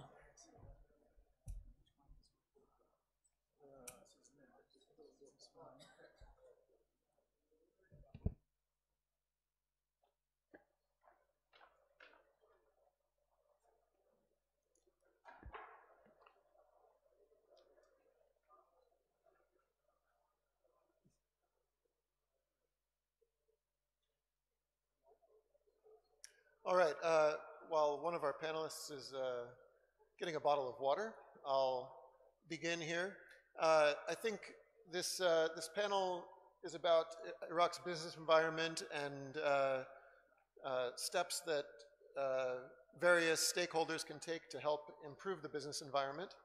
I think perhaps, I know that a couple of our panelists have prepared remarks, but before we get into those remarks, in order to help frame the issue and frame the discussion for today, I would like to ask each panelist to spend maybe 1 or 2 minutes just telling our audience here, from your perspective, from your angle of professional engagement in Iraq, what are the major problems that you have run into in the business environment?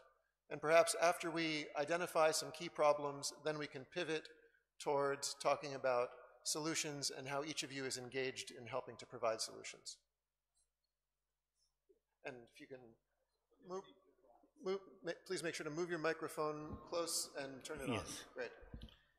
I think through my experiences, which I am working in Iraq since before 5 months, I think the most, and due to my work as advisor of Prime Minister, and we're dealing with the developing the investment and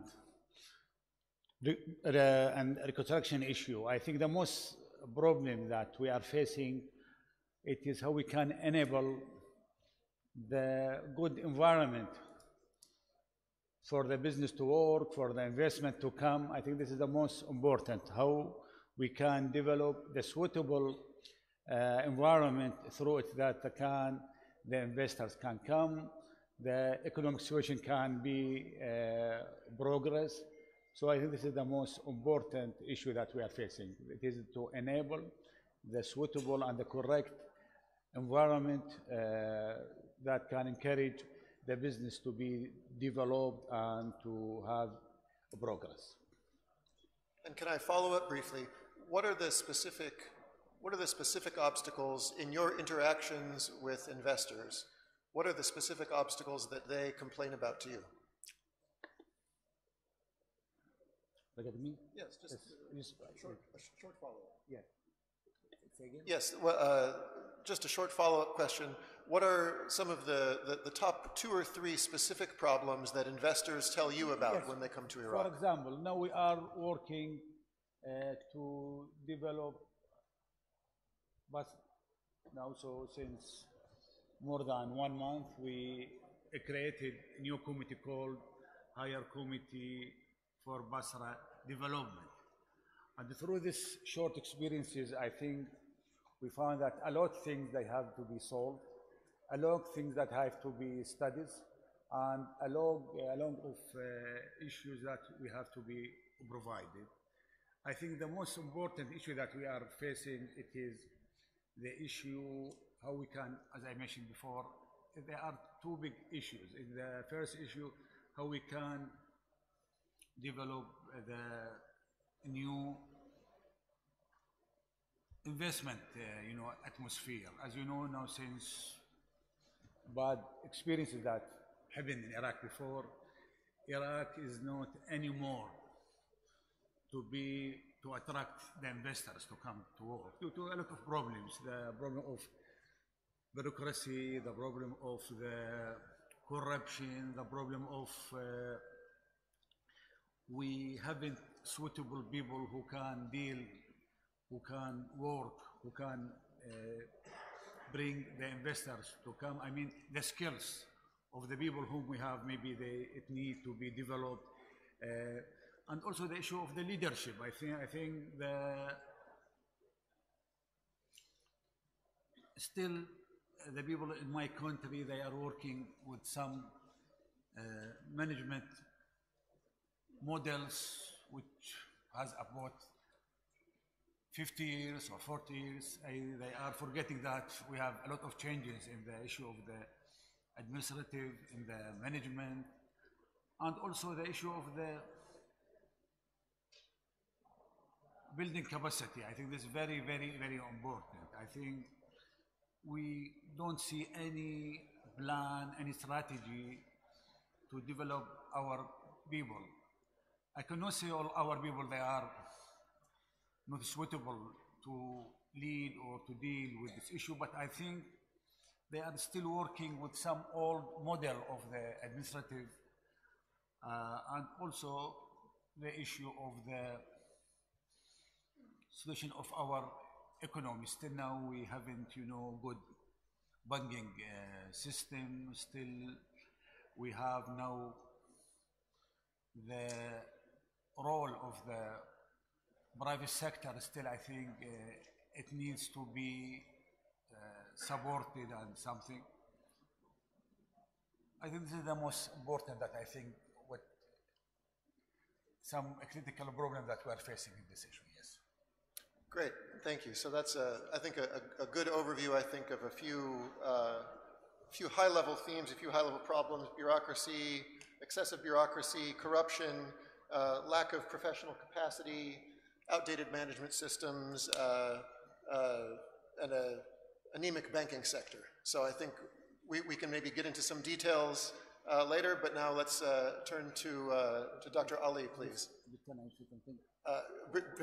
Very briefly, and I want to bring the other panelists in here. What did I say isn't the complete picture. I think just maybe I mentioned the dark picture. I think we have still some positive initiatives. We are doing some, I told you now we're working to develop a new committee for Basra reconstruction and Basra development. We can see many new people, they are starting to work with a new style of management or something. But I think, yes, the picture isn't very dark. I think I can see, can be gray, I think, desert, yes. Don't worry, the first part here is to talk about problems, and the second part is to talk about what is being done and how it's improving. So we'll have time for optimism for sure. Dr. Ali, your take on some of the business environment problems that you've encountered in your capacity. Yeah, thank you. So what I'll be talking about is institutional capacity building. And what systems that we are proposing that could deal with this big problem. So when I focusing on institutional capacity building rather than just capacity building, because we think in Iraq there is no shortage of expertise, of skills, both inside Iraq and abroad in a very big way, what we call them sometimes floater expertise, but really what we lack is the institutions that can guide this expertise into solutions and development. And this is one of the major problems facing Iraq is the institutional building.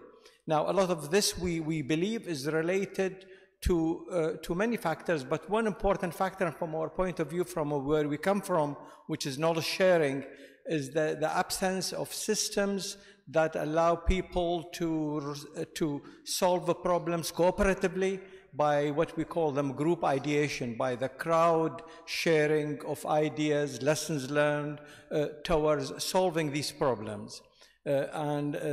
So in terms of capacity building, there are various conditions that has to be made, what we call them pillars, which I will expand on a little bit in my presentation, and how to satisfy these pillars in terms of leadership, in terms of accountability, in terms of knowledge build-up, and in terms of institutional building. What systems are needed to be able to do this and to move us forward towards bridging the divides in Iraqi society. We strongly believe that Iraq is in urgent need of pertinent, inclusive, and evidence-based platforms for discussion that can bridge the gap between the Iraqi people and help with the problem solving. So this will be what I'll be talking about. Terrific, thank you very much. And then Professor Molnix, your perspective. Yes, thank you. To be quite honest, I feel a little bit out of place here. I'm a university president. I'm not an expert on energy by any stretch of the imagination. In fact, I was giving an interview to a television reporter a little bit ago, and I thought he was going to ask all sorts of questions about the new university that we're starting and so on. And he said, in your opinion, what is the energy sector in Iraq going to look like in 25 years? And I just stared at him. I don't have the foggiest idea. As an educator, though, for 37 years, as a university professor and university president for a long time, obviously what I'm going to say is the importance of education in shaping the future in whatever sector it is. And certainly in the business environment, without an educated workforce. And by educated, I don't mean skills, I mean nimble thinking. We're creating jobs. The world is moving so fast. We're creating jobs now that nobody ever thought would exist. We have no idea what's going to happen even a year from now, what the jobs are going to be. So I think it's incredibly important, and what my job is to create a university that teaches young people how to think quickly, how to think on their feet, how to communicate effectively, and how to be critical thinkers so that they're prepared for a new business environment. Great, thank you. I look forward to hearing more. I think that you and Dr. Ali will be a good 1-2 punch, because as Dr. Ali says, good people without good systems doesn't work. So developing good people and developing good systems, two sides of a coin. Terrific. Now to bring in Bilal Atiyah, if you could give your perspective. You have long experience looking at Iraq as an investor from the oil company side of the picture. And when BP, for example, looks at the business environment in Iraq, or other investors that you've worked with in your private practice, what do they see? Yeah, no, thanks, Ben. I mean, I came here with having thought about the subject from really the outside in, from what does it take for a major oil company, or really any industrial company, to come and bring its capital to Iraq. And I've heard a common theme through the last couple of days, you know, the example of solar costs being much less in the region. We cannot expect the same in Iraq because the cost of capital is so much greater. So one of the key factors for reducing the cost of capital for the whole country is to fix our financial infrastructure. And one part of that is our credit rating. The credit rating of Iraq, some of you in the audience may be surprised to hear, is worse than Bangladesh and Burkina Faso. So we talk about the great wealth that Iraq has. Undoubtedly, it's there. But the situation above the ground has not allowed us to exploit that. That's point one, the financial infrastructure. The second is that if you're going to do business in Iraq, at this point in time, you have to do it with the state. So the state really needs to understand what an investor needs from the outside. I can give examples of how a corporate thinks about its investment process before committing billions of dollars into major projects. And the third point, also related to the topic of the panel, is the message that capacity building has to come from the outside in. And I speak from personal experience. I spent 3.5 years in Azerbaijan, and I saw the level of skills and competence increase tremendously in that time. And there are examples of what the state actors need to do, and examples of what the IOCs need to do, and actually need to be encouraged to do. Those are the 3 points I'll focus on. Terrific. Look forward to hearing more. Speaking of what investors need in order to decide to invest, some element of legal certainty is certainly necessary, and Noor, you're an expert in arbitration. Maybe you can talk about the role that plays in the way that an investor looks at a business environment. Yeah, as I touched upon earlier, briefly in another panel, investors' needs are, of course, extremely crucial. As an international arbitration lawyer, I'd advocate for the dispute resolution mechanism to be clear, transparent, certain, and that's what arbitration would provide. I also like, I prepared a short slide presentation. I don't know to what extent it's going to be the forum to show that, but if anyone's interested and I'm not able to, then I'd happily send the slides to you, because it's quite a complicated topic to discuss in a short period of time. But picking up also on your last point, capacity building, I'd like also to talk about the program for which I've brought this arbitration into context for the Iraqis, which is the Iraqi Public Policy and Leadership Program, sponsored by an Iraqi-based oil company. in Dubai every year, I give these workshops to young Iraqis. And when you're talking about capacity building, it's very, very important that people who are coming from Iraq, but who are also Iraqis working abroad, are able to come together for a program such as this, which is able to enhance their skills. And my specific input in that is to talk a bit about arbitration. So those two aspects, your last 2 points, are critical also for me. Terrific, thank you so much. I think what I'll do now is turn back to the panelists again in order and ask you a couple of questions about solutions. If you have prepared remarks, feel free to come up and give them if you like. But I'll also maybe try to put a frame or a question that I hope you can address in your remarks. So for Professor Sabah, my question to you is, I've been coming to conferences like this in Iraq for many years, and I hear a lot of the same problems listed as you said, and sometimes what I think is missing is the sense of a strategic plan for addressing them, or maybe a triage, if we think of it as a patient who needs help in a hospital or something. So what is your prescription for this triage? What is the most fundamental problem, and how do you sequence, how do you create a plan, a strategic plan for improving the business environment? What needs to come first and second? I think when I mentioned before a few minutes the problems, doesn't mean that we are accepting them and we are hands up in front of it. I think we already started to do a lot of initiatives which through them we can rise the level of the business and we can attract the investment to come back. How we can create, healthy environment for the business people to come to work to Iraq, and how we can attract the investor to come, I think because the thing that I mentioned before is very important, because we can't start, we can't develop without to know what are our problems, our mistakes, in order to through them.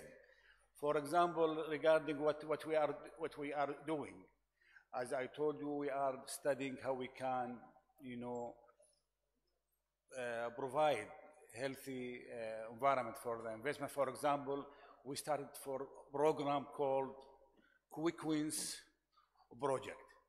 All us, we know that if few investors are coming to work in Iraq, how we can attract them, how we can send messages to them that the condition, it has started to be changed.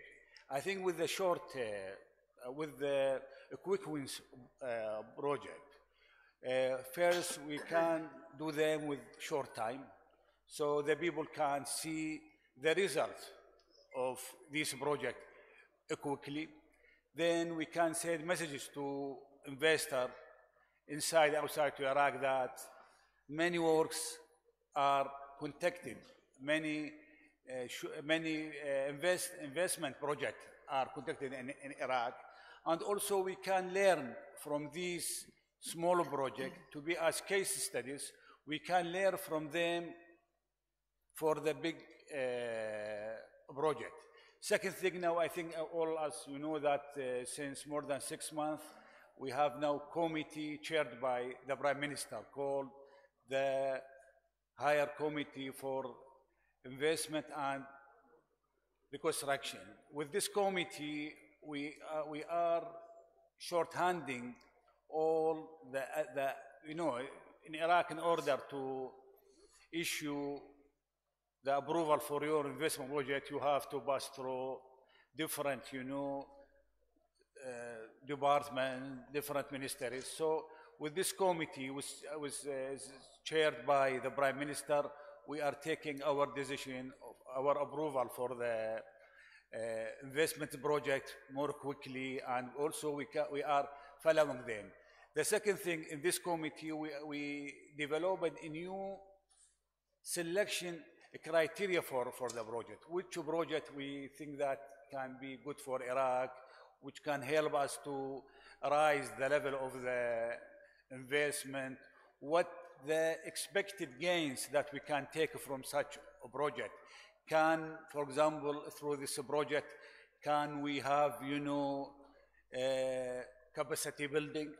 Can, for example, we can, find a lot of job opportunities for the Iraqi people? Can we, through this investment project, can we bring new technologies to be applied in Iraq? So I think this is very important steps. Now, we are selecting because we have, I think, very bad experiences in the past. A lot of projects of investment, they came to Iraq, and then the people of Iraq, they didn't have any gain from these projects. So with this, I think, new system, we are selecting the investment project. Through them, we can rise our economic situation. We can have some gain for our people, for our new generation, for our country, for the future, to rise our technological level. And I think this is some steps. And another thing I can speak about it is this is the committee for the Basra development. I will speak in my presentation later about that. Also, we think through this committee, despite it works to rise the level of Basra, also we think through this committee, we can, rise the leadership skills of our people. We can also, we have very strong capacity building. Also, we can develop our administrative, system. We can also, we have some, we can enable to provide, can enable a good economic and business environment. Can I ask a quick follow-up question on this High Committee for Investment and Reconstruction? I've heard about this, and I'm curious, does this replace the investment bureaucracy, or is this an additional layer? No. This is, I think, a new, organization or a new mechanism. It is a new mechanism. Through it, we can push the investment in Iraq. So it is now considered the highest public authority deals with the investment development. I see. And is this a prelude to removing some of the bureaucracy that is now below the High Commission, or is that bureaucracy still going to remain? No. I think, in this committee, we are dealing just with the strategic, investment project.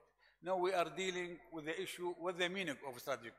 Many times people saying, if the project it has high budget, can be. No, I think we are dealing now, what are the criteria for a project to be strategic or not? Yes. So we will not destroy all but we are developing our current, authorities who are dealing with the investment. Yes.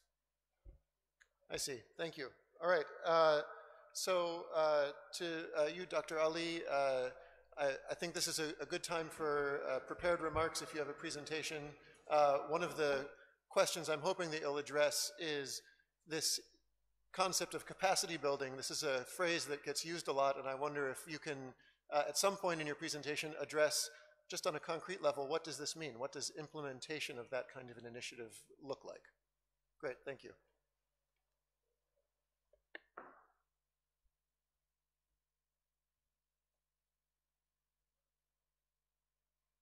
Okay, I can see in here. Okay. So my presentation is institutional capacity building, and we said it with Mushtarak because this is the non-for-profit project that we are building for Iraq with some partners in Iraq. And in Arabic, we call it بناء القدرات المؤسسية مع المشترك. There is a Kurdish equivalent of it, but my Kurdish is very bad, so one of my colleagues written it. Unfortunately, I'll learn Kurdish in the future. The point is that this project, Mushtarak, is in 3 languages. It's in Arabic, Kurdish, and English. So our vision is really that the crowd sharing of information, ideas, lessons learned, has the power to change Iraq for the better. This is quite a bold vision, and we believe in it strongly. In Arabic, we call it بناء المشاركة الجماعية للمعلومات والأفكار. And we say the crowd sharing of ideas rather than the open sharing of ideas. And really the reason we talk about crowd sharing, because although we are not opposed to open sharing of information, of course, but we think that stakeholders working together, learning the lessons, can move things forward in a much more accelerated way. And this is an essential part of the capacity building we are talking about. So when we talk, you asked, Ben, is what we mean by capacity building. I'm not an expert in capacity building, but I know that what we build in terms of a knowledge sharing program can help with. But as you know, there's been tremendous amount of work done on capacity building. UNDP, for example, they say capacity building is built on 4 pillars. One of them is institutional building, which is very much in our thoughts, the fact that the expertise that's available in Iraq and elsewhere can be built in institutions. Then there is a question of leadership, whether it is a joint corporate leadership in a group or individual leadership. Then the third is knowledge build-up, and the fourth is accountability. And talking about knowledge build-up, I think there is a lot of us in here, in this hall and elsewhere, who use WhatsApp groups continuously for exchanging ideas. This is right, isn't it? But when you are part of a WhatsApp group, you will notice there is, and I'm part, for example, of the UK Iraqi engineers group. I'm really always astonished by the tremendous degree of expertise that exists within Iraqis in the UK, for example. But actually, when you look at these discussions in a sense are like a soup. You know, there is no direction to them. There is no start. There is no end conclusion. There is nothing to build on.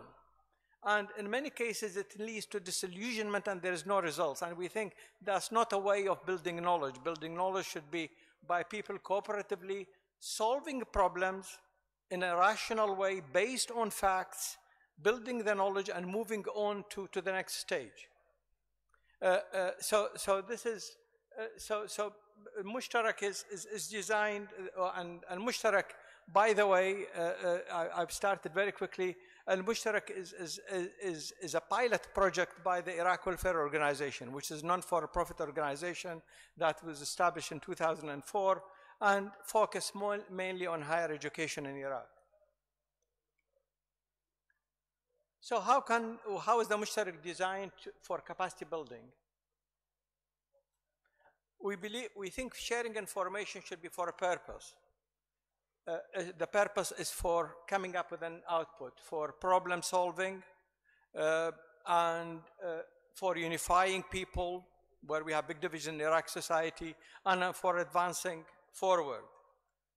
And it is a problem solving in facilitated discussions. So you have people sitting around the tables, putting their heads together, working on computers, writing things on the table, talking to each other, and actually coming up with solutions. But these solutions are not just chat solutions. They are solutions that have a facilitator, somebody who can help the people coming up with conclusion to the problems. Okay? So we set out to do this in March last year. A group of mostly Iraqis with expertise in knowledge sharing and systems, knowledge management, we decided to build up a system that allows for this, allows people to cooperatively solve problems, helping to bridge the gaps in Iraq society. And the system is ready now, and I'll show you some of the pilots we are doing.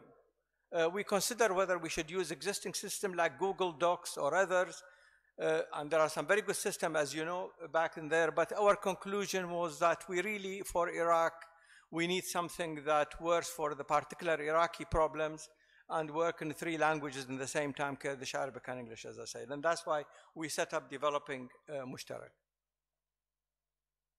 So it works on these principles. You have connectivity, people coming together in chat rooms, virtual or physical, in events, talking together, coming up together, going to discourse. There is ground field discussions. There are debates going to facilitated discussions. There is the discourse. There is the enlightenment that comes out of it. You know, people jointly find solutions to problems, and then there is problem solving and advancement. Okay, and by doing it properly, then really what we come up with is accelerated change. In Iraq, we need to change it quickly. People have been waiting too long. And if you go through the process of change, then you have to do it as in short time as possible. The only way you could do it is by stakeholders in any project coming up together, learning the lessons as they make mistakes, positive and negative, and coming up with solutions. The core of our system is what we call it the dialogue. بالعربي حوار. You could call it a chat room, you could call it a circle, you could call it a meeting room. There is a big prize for anybody who come up with a good name. We are still searching for a good name, really. But these chat rooms, these dialogues have a topic, they are tagged. So it could be about entrepreneurship and innovation. It could be about capacity building with alternative energy, transfer of technology. This is something we just talked about in solar energy. It could be tackling any of these questions. It has a topic, and then it comes up with an output. And if I focus a little bit, I just want to show you the output we are after, or the output that we do. So if you have an output in here, the output could be findings. The findings could be analysis, observations, insight, which is very useful and it's all right. The output could be recommendations or policy documents, or what we call it tawsiyat. And these could be recommendations to the public to create lobby group, to pressure for change.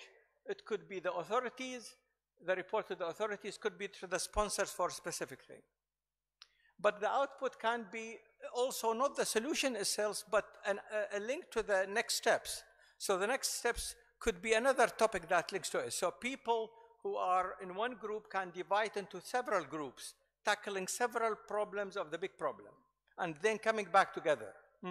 It could be another topic. So this is the output of the chat rooms. And alongside all these discussions, there must be a knowledge base of people, and a knowledge base of content that relates to the discussions, because the discussions have to be rational. The discussions have to be based on facts. So all this builds the knowledge object. So if I am a facilitator of the discussion and I start it, I will end it at a certain time, even if there is no conclusion, but I think that's a good time to end it. And this is a knowledge object in its own right that is stored when people can come back to it, they could open it again, or they could use it. And with this, and only with this, we believe we can build the knowledge sector, for which is an essential part of capacity building in Iraq. So Mushtarak pilots, so really we started various pilots. The main one now is the innovation and entrepreneurial pilot for Iraq in collaboration with Iraqi institutions. Now, the first institution that we are collaborating with, and we've been working with for several months now, is the American University of Iraq in Sulaimaniya, because they are building their own incubation center. They want to help entrepreneurship. We met with them only 3 days ago, where they agreed to kickstart the investigation of using Mushtarak, and they found that some of them, they found that people on the pilot, they found it really very easy to use. We are very happy with that, but we know there is a lot to learn so far. But American University is one. Dr. Mudhir allowed me to say that the Iraqi government, the cabinet office, have agreed to start a project for linking Iraqi experts to development projects in Iraq, both abroad and in Iraq, and to use a Mushtarak for it. So this is there is an official document, official policy document, official policy document that Dr. Mudhir has said. And we are talking to other people, other organizations in Iraq about using Mushtarak. But we are very happy to start the first pilot now. We are starting this pilot to discover really, we are like any scientific project, we have to subject it to trials. So we are subjecting it to trial. We are learning the lessons we have very quickly, fine-tuning it, changing it, learning from mistakes to come up with something better. But this is what we are trying to do. And really, this is so we are not talking about theory. When we started this pilot, here it is, Professor Sami Al-Banna, who is an acknowledged Iraqi, who was the chief architect of computer sciences of America for 30 years and wants to help with Iraq. He started this pilot. He started with an entry saying, this is the problem. There's a problem in here. I want a solution for. He tagged it, and he started it using Mushtarak. And then there is various content that the system provides to the people entering the discussions, both in Arabic and English, which people can use to enter the discussion, to leave as conclusions. And this is one of the references, which is a conference on entrepreneurship, Riyadat al-A'mal, that was held in Baghdad last year. So really the system is working, is all ready to do this. And finally, I would like to say, Mushtarak is a non-for-profit project for Iraq. We welcome any institutions who would like to talk to us about using it for problem solving in Iraq.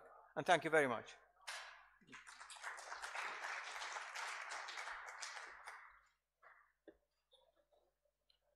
Terrific. Thank you very much. And now I'd like to ask Professor Molnix if you can tell us, we heard about how to leverage knowledge bases better, and can you tell us how you're helping to grow knowledge bases?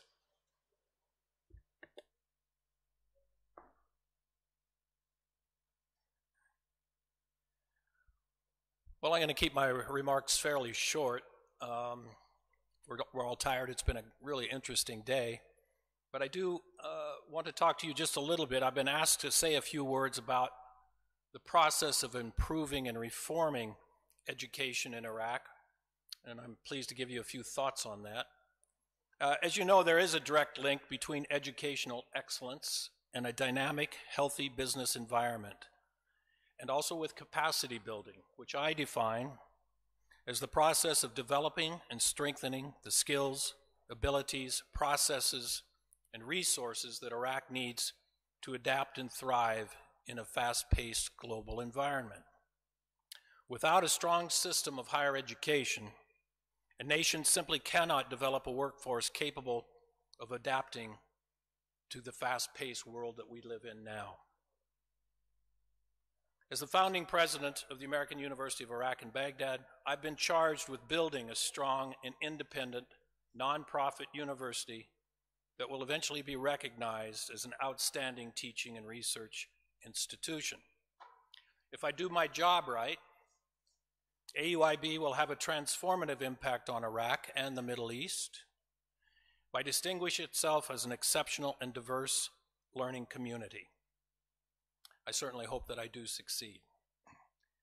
To best reform and improve education in Iraq, I would suggest that colleges and universities consider adopting the American style of higher education.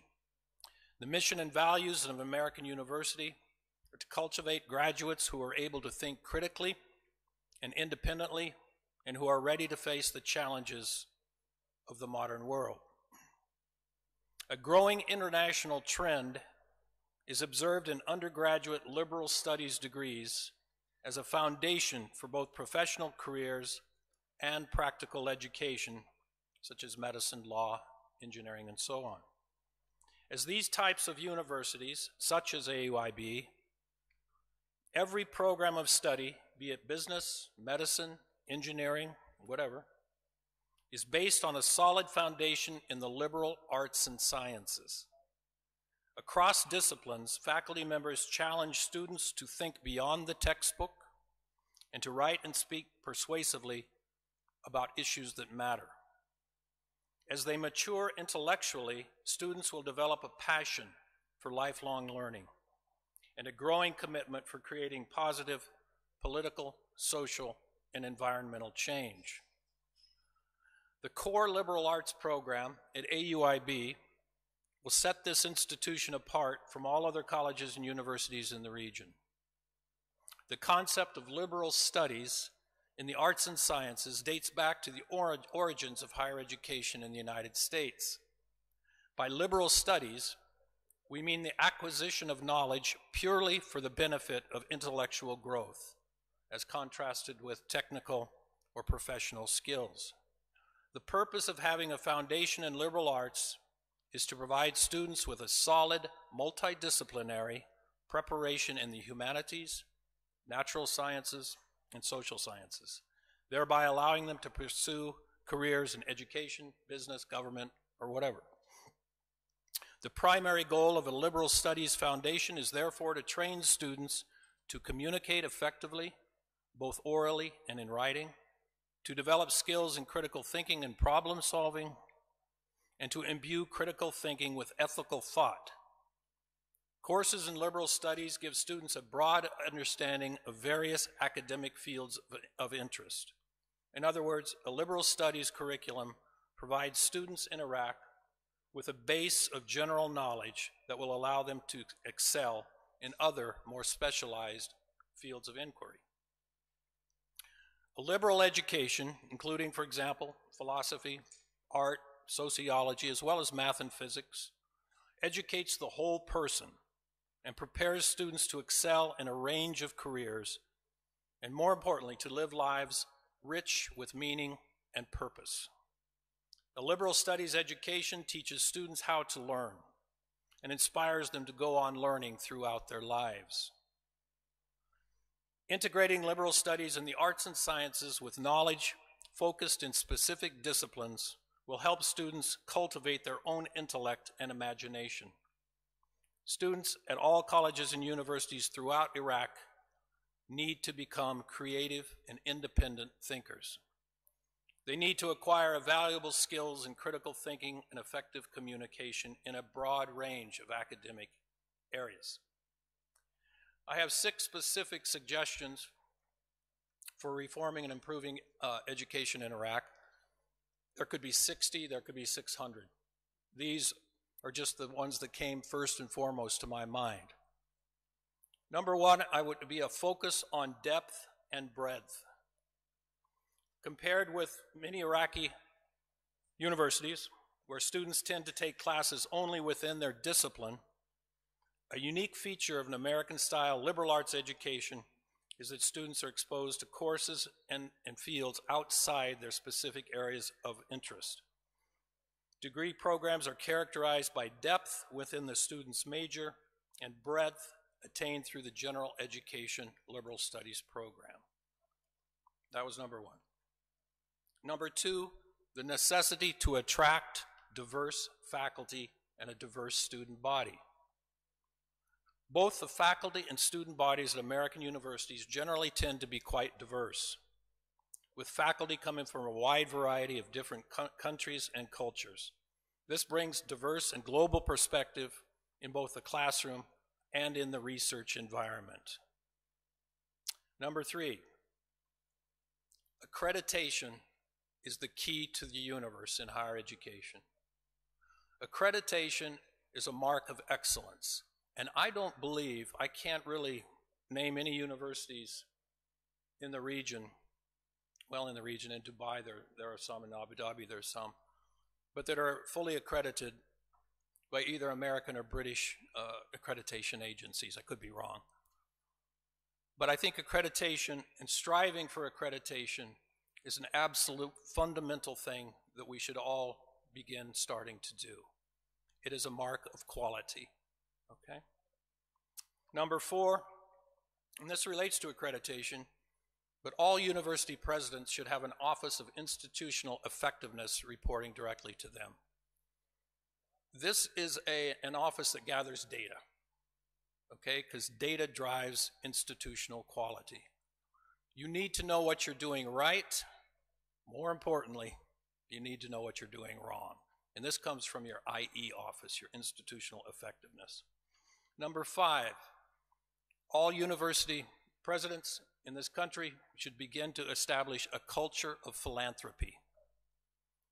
If you don't have money, you can't build quality. Right away, the first thing I did the first week in office was get my old attorney in Washington, D.C. to start the paperwork to establish 501c3 tax-exempt status in the United States so that I can start going to the United States and raise big money. A culture of philanthropy. We can't do it with only government funds. You will never build a quality institution with only government funds. Harvard University has an endowment of $600 billion. That's why they're Harvard University. And finally, number 6, and then I'll sit down. My 6th suggestion, I touched on a little bit this morning. You've simply got to graduate better students out of high school. You've got to fix the K-12 system in Iraq. The students are not strong enough when they graduate. Their English language skills are generally weak. They are taught rote memorization, regurgitation of knowledge. And this has to be fixed. We are getting students at our universities. When I was president of the American University of Kurdistan, the students that we were getting there, it's not a critique of Iraq. Well, it's a critique, it's not a criticism. But the students were not strong enough to succeed. Okay? So those are just 6 suggestions for improvement. If you do those things, and if all the colleges and universities begin cooperating together and talking about these things, you'll improve the quality of education. As a result, the business environment will improve. Thank you very much.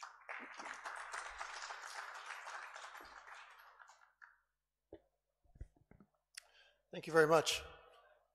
Switching gears a bit, to you, Bilal, if you have prepared remarks, feel free to go ahead, but one question I hope that you might address, having looked at Iraq from the perspective of a financial perspective of an IOC, and having to weigh investment opportunities in Iraq versus basically anywhere else in the world, I wonder if you can help give our audience here a view of exactly where Iraq seems to fall short in looking attractive relative to the rest of the world in those investment opportunities, and what are some key things that Iraq can do to improve?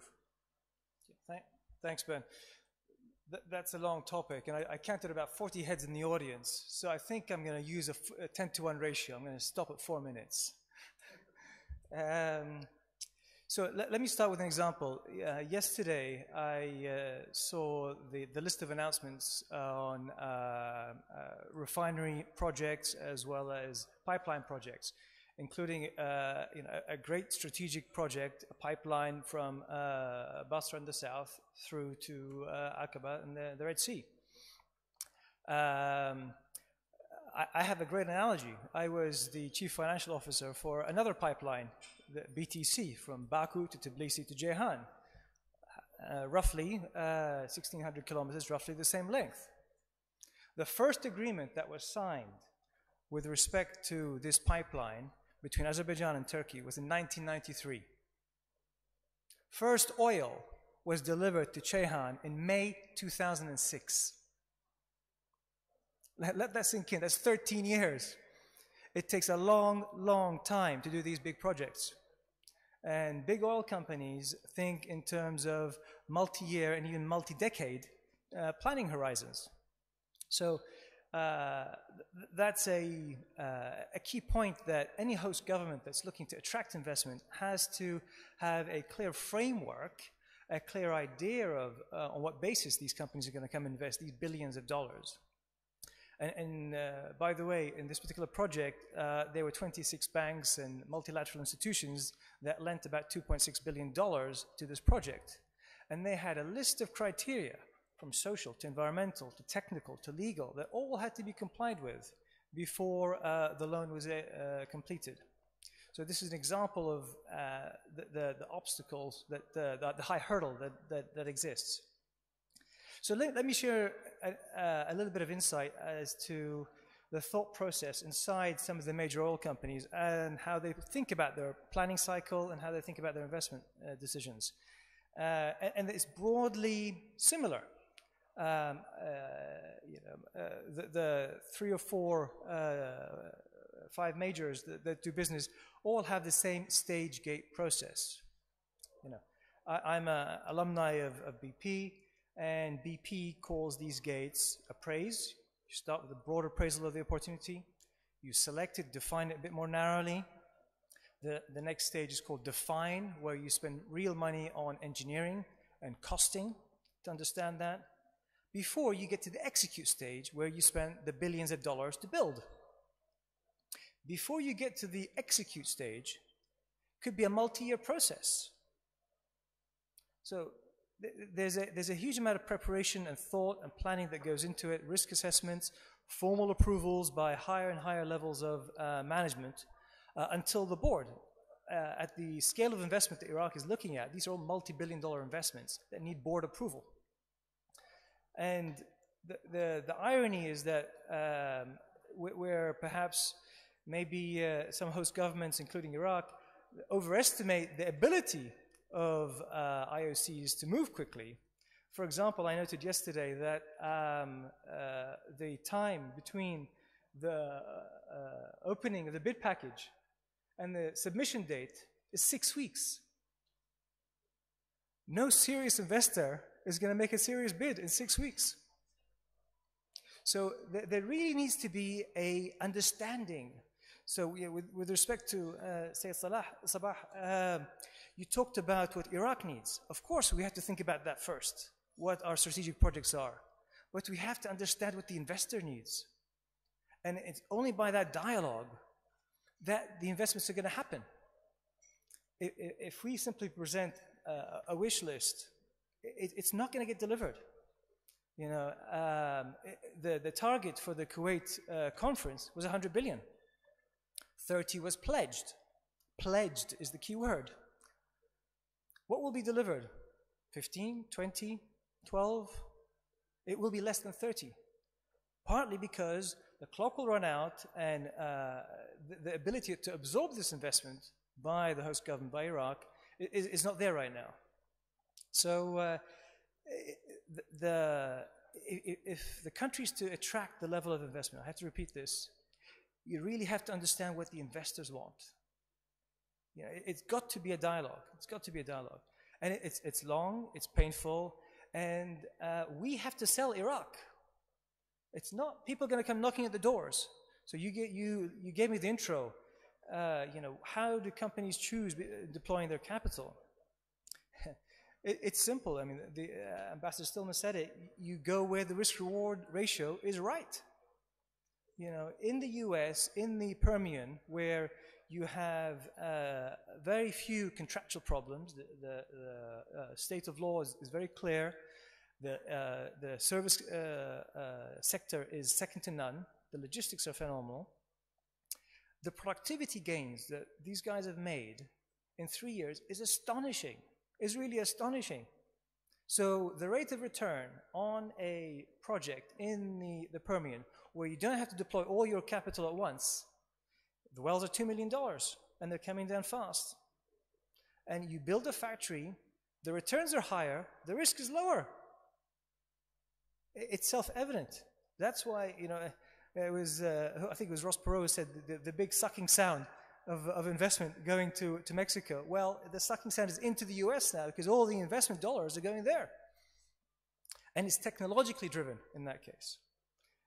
In Iraq's case, it was mentioned previously, the subsurface, the rocks, the geology is phenomenal. It's second to none. But all our problems are above the surface. Iraq, I keep saying this, Iraq has no hardware problem. It's the software problem that we have. It's cultural. It's in our minds. And this really needs a mindset shift. And I was thinking about this. So how do you tackle this? And it dawned on me, left Iraq as a teenager. I came back, and I still have a great fondness for coming in and doing something here. 10% of Iraqis live outside these borders. The diaspora is huge, and they've achieved lots of things outside. So this is really a message to the next government. This is a huge opportunity to make Iraq attractive for Iraqis living overseas, your diaspora. This touches on my message, capacity building comes from the outside in. You know, we send our children to school outside to get educated and come back. We can't do it at home. So Professor Millis is coming in to bring that capacity from the outside in. But we have a huge opportunity. Where would you start? You start with your diaspora. And beyond that, there's no need to stop there. You can hire any nationality of advisor, consultant, even executive. I know that the top jobs need to have an Iraqi face, an Iraqi name on them. But below that, your chief operating officers, if you like, they can be any nationality. Hire the best in the business. Of course, you've got to pay them. You've got to pay them what's due. You're not going to attract, just like capital. Capital is a coward. It'll go where the risk-reward ratio is right. Human talent will go the same way, where the risk-reward ratio is right. And some of us have a sentimental reason for being here, and we do want to make our contributions, but that shouldn't be the end of it. It should be, Professor Millis is trying to attract students from across the region into his institution. We should be doing the same with talent. It's a global war on talent, it's a global war on capital. And both of these things need to come together. So I'll pause there because I think I hit the key messages again. We Iraqis need to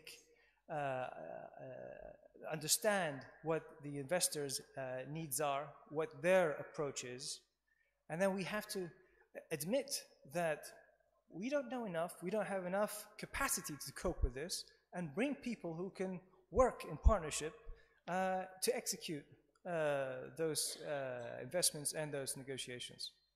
Great. Let me ask a very quick follow-up question, because I thought it was interesting what Professor Sabah was saying about looking for quick win, low-hanging fruit kinds of projects. And I think that he was framing it, correct me if I'm wrong, but he was framing it as an opportunity to whet the appetite of investors for Iraq. It seems to me also, though, that these kinds of projects are an opportunity for Iraq to extract lessons learned in terms of what investors need. So what are a couple of questions or lessons that Iraq should be looking to take away from those kinds of projects? So let me talk about my experience in Azerbaijan. I spent 3.5, almost 4 years in Azerbaijan from 07 through early 11. And the nationalization agenda was a big driver. Azerbaijani investment, Azerbaijani nationals. And one practical example is that the representatives of SOCAR, the national oil company, who would sit on the investment committees and procurement committees, would actually change the structure of some of the contracts, of the bids, to break them down in a way that Iraqi, in this case Azerbaijani companies, can execute, can swallow. If it's a $200 million operations contract, it's very hard for a local company to absorb it. But if you break it down, yes, it probably entails a bit more risk from the international operator. It entails more effort, but you need it for the health of the country, the long-term health. I see you got your time out, so I'll stop here. Yes, I'm getting signals about that this panel must end soon. Nor I don't want to end before giving you a chance to talk about the role that arbitration plays in all of this. So please go ahead.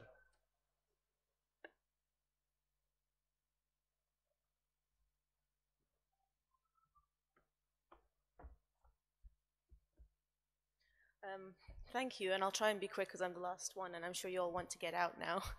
It's very interesting. How do we sell Iraq? That is the question.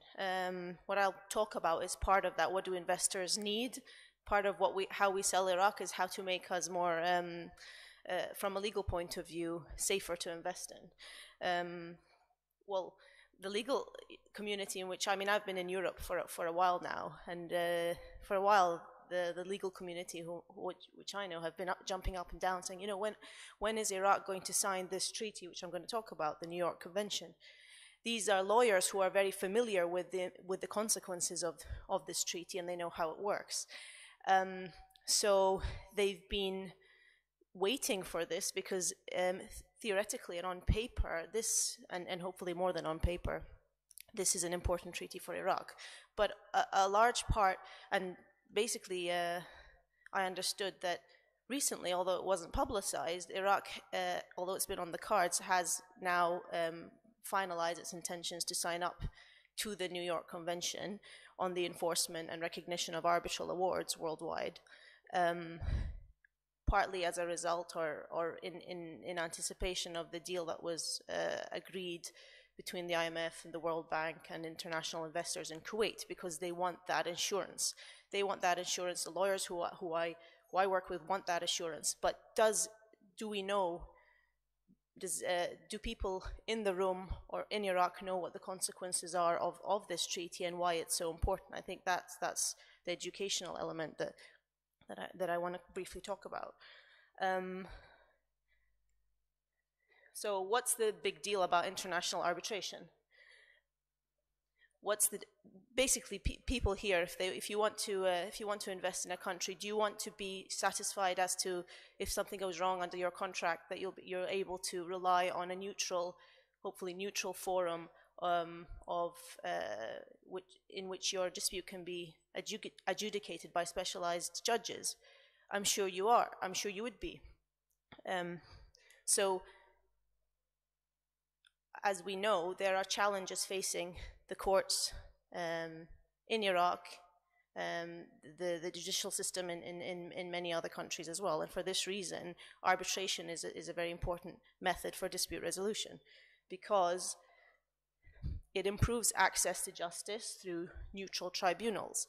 Now, if you have a contract, let's say, you know, with a private party, the New York Convention is important because it allows business-to-business disputes to be resolved through arbitration. Now, Iraq has signed the Washington Convention, which allows investors to pursue the Iraqi state for investments. We can come on to that. But the New York Convention is important because it allows, say, if there are any foreign investors in the room, let's say you have a French company, to go against a non-state-owned company through a neutral forum of arbitration. You can choose, each side can choose their arbitrator, which gives you some comfort. They should still be neutral, but they should be predisposed towards your point of view. So say you're from, let's say, Ghana, and you choose an arbitrator who is from Ghana. You can do that as your party-appointed arbitrator. You know that they will understand your culture and where you're coming from. The other side is equally free to choose that. So basically, the president of the tribunal is then the third person that completes the tribunal. But in that sense, you're not in a completely unknown situation where you don't know which judge is going to hear your dispute and where it's going to end up, or if they're going to, you know, apply a law that you didn't intend to be applied. So that's what arbitration does. It also preserves confidentiality and relationships. So in many ways, the oil companies, few oil companies, let's say, I'm aware of Total in Argentina that went all the way to an award stage in arbitration, but few oil companies will actually use that stick and follow through right to the very end to get an award and really do that battle. They may use the process of arbitration to gain a settlement under cover of confidential proceedings, which you wouldn't have in a court situation. So that's what arbitration can provide as well, confidentiality. And most crucially, what the New York Convention is about is the enforceability of the award. So the enforceability of the final award is enhanced through signing up to this international treaty in which all the countries which have signed up to it, which is more than 150, the only Arab states that haven't are Yemen and Libya, these countries have said, if an award comes to our courts, we will enforce that award. We will not go into your dispute. We will accept that the tribunal that you chose came to the right decision, and we can only put aside this award on the basis of public policy or abuse of due process and very limited aspects, lack of consent to arbitrate. Other than that, you should be guaranteed under the New York Convention that that award will be enforced. And this will all go towards giving the business community, enhancing the stability of the business environment in Iraq. Why I say perceptions and not just reality count is that the perception is there. If Iraq has said that it's signing up to these conventions, then it gives you a perception that it does want to create that stable business environment. Whether that is the case when you actually get to the court and a judge looks at it and says, no, you know what, I'm not going to enforce public policy, invents a reason. They can do that. The Dubai courts have done that, Saudi courts have done that. But on the face of it, they've signed up to this important treaty, and they want to give a message to the business community that we're open to business and we want to operate on the same playing field as the other countries. So the most important thing about the New York Convention and the security that it gives is the enforceability of awards. So, as I say, what good is a judgment that can't be enforced? As I said, most Arab states are members, and when you have 150 states theoretically respecting this international legal convention, which stands above domestic law, stands above what Iraqi law or what may say about enforceability of judgments, you should have more confidence. This is very important for commercial matters, and this is probably also the reason why it's hopefully now it's accelerated its impending ratification is because of this reconstruction package that has been agreed, and that I think will involve, although people can let me know more, but will involve the private sector. So that's important. It encourages the improvement of domestic law. So hopefully after the signing of this treaty and others, Iraq's legislature will be prompted to modify its domestic arbitration law also to be in line with modern systems. So less than 2 years ago, in fact, last year I spoke here about the signing of the ratification of the ICSID Convention, which is the Washington Convention. What is the difference? Basically, it's a complicated story, which I'm not going to bore you with. Just to make sure that the main points you know is that the ICSID Convention allows investors to pursue the state of Iraq or a state-owned entity. Your relationship has to be with the state. So, for instance, in the let's say the photovoltaic sector, it's very interesting what the previous panel said on this. Investors in Spain, for instance, have invested in power in PV projects, and they spent a lot of money in it. And then after they've spent all of that money to install those photovoltaic plants, the Spain has changed its tariffs and imposed it basically expropriated the investment and has taken the rewards, which is as you say, low maintenance of these projects. Now, what recourse do you have against the state when a state expropriates your investment or treats it unfairly?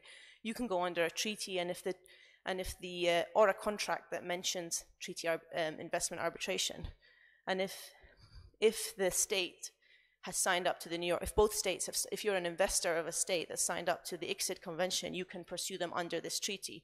Why is this treaty important? Is because when you come to have a tribunal say, yes, you've been wronged, the state has wronged you, you are owed X amount, you don't need to go to the local courts. It's outside of that system.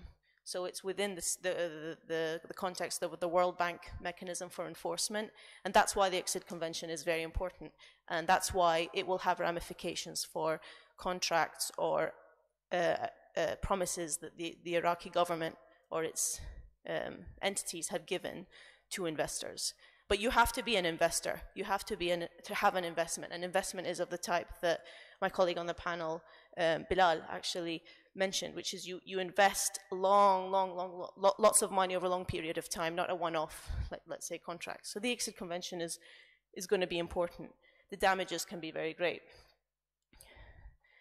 But the New York Convention is going to be important for what I would say the next generation of business contracts. You need to be able to look at every single clause in that contract, not just payment, not just the obligations that hopefully the other company or the state will observe, but the dispute resolution clause for when it all goes wrong. These are my tips for how would you, I wouldn't say, let me revise, maybe nothing is bulletproof, but how would you draft a well-drafted contract is make sure that you're clear. If you want to go to arbitration, you need to have consent, and that consent has to be clear so that there are no issues and that the other party doesn't come up with, challenges to try and persuade a court that it should be not, that the arbitration route shouldn't be used. You should make sure that the other side has approval, the capacity to arbitrate. If it's a state, make sure that those relevant approvals are obtained. Make sure everybody is has full knowledge. If the Ministry of Finance is providing a guarantee, but your contract is with the Ministry of Oil, you need to make sure both provide the relevant approvals, are knowledgeable.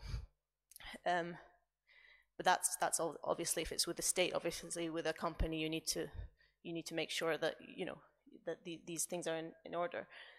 The appointment of the tribunal is probably one of the most important things in commercial and treaty arbitration. So if you're ever in a situation where you're in an arbitral process, make sure that you have, to some extent, control over who that chairman is, who will be the most influential on the panel.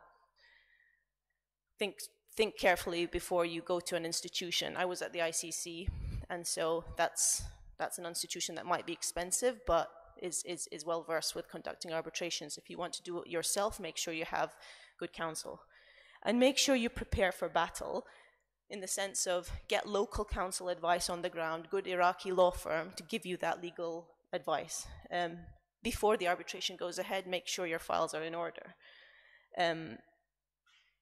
Basically, those are my points. And I guess that when we're talking about what do investors need, we are also investors as well. I mean, the treaty mechanism was provided to protect the investors coming out of developed states going into emerging economies, and that's why the treaties are drafted in the favor of the investor. But now investors come from everywhere. We Iraqis are investors in other states. I'm thinking of basically a line from a book that I like, which is To Kill a Mockingbird, which is you can't understand someone until you've walked a mile in his shoes. Well, if you walk a mile in an investor's shoes, you'll understand what they want by way of certainty. You'll understand what they want, because it's the same things that you want from the government of Germany, of the United States, of Spain, of France, of any country when you go in to invest. So we as Iraqis, the government, Iraqi companies, we should have respect for these conventions. We should have respect for the contracts, because we not only want to generate investment flow in here, but we also want to be credible and be able to do the same elsewhere, and we expect the same thing. So if anyone has any questions, then my details are there.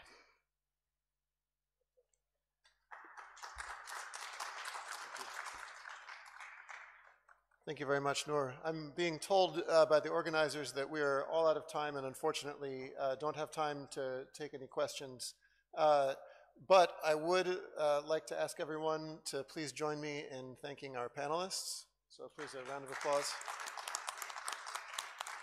And also, since this is the end of the day, please join me in thanking the Iraq Energy Institute and Dr. Louay Al-Khatib for organizing a great conference. And I'll invite Louay onto the stage to close things out. Louay, and we can exit. Go ahead.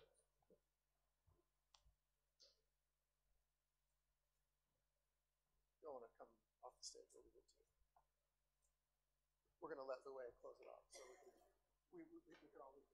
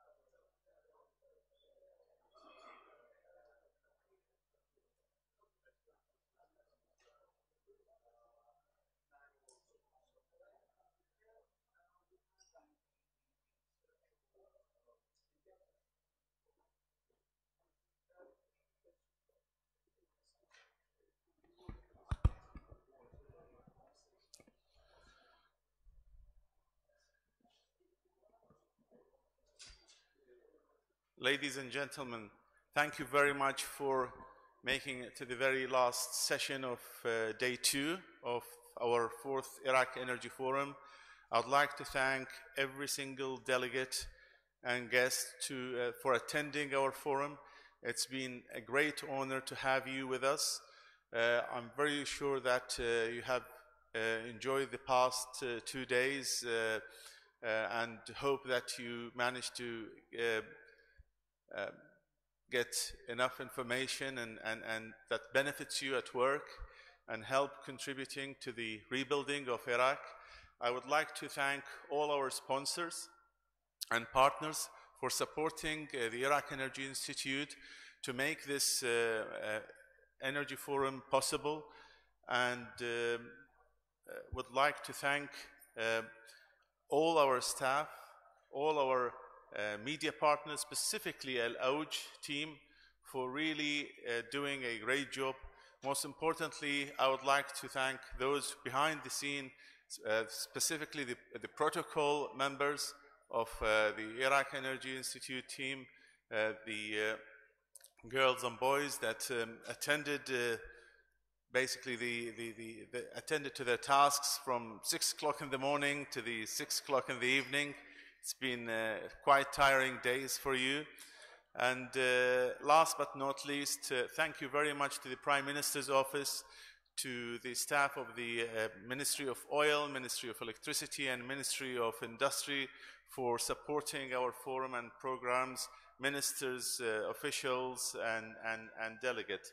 Thank you very much, and hope to see you for the Iraq Energy Forum in 2019 here in Baghdad.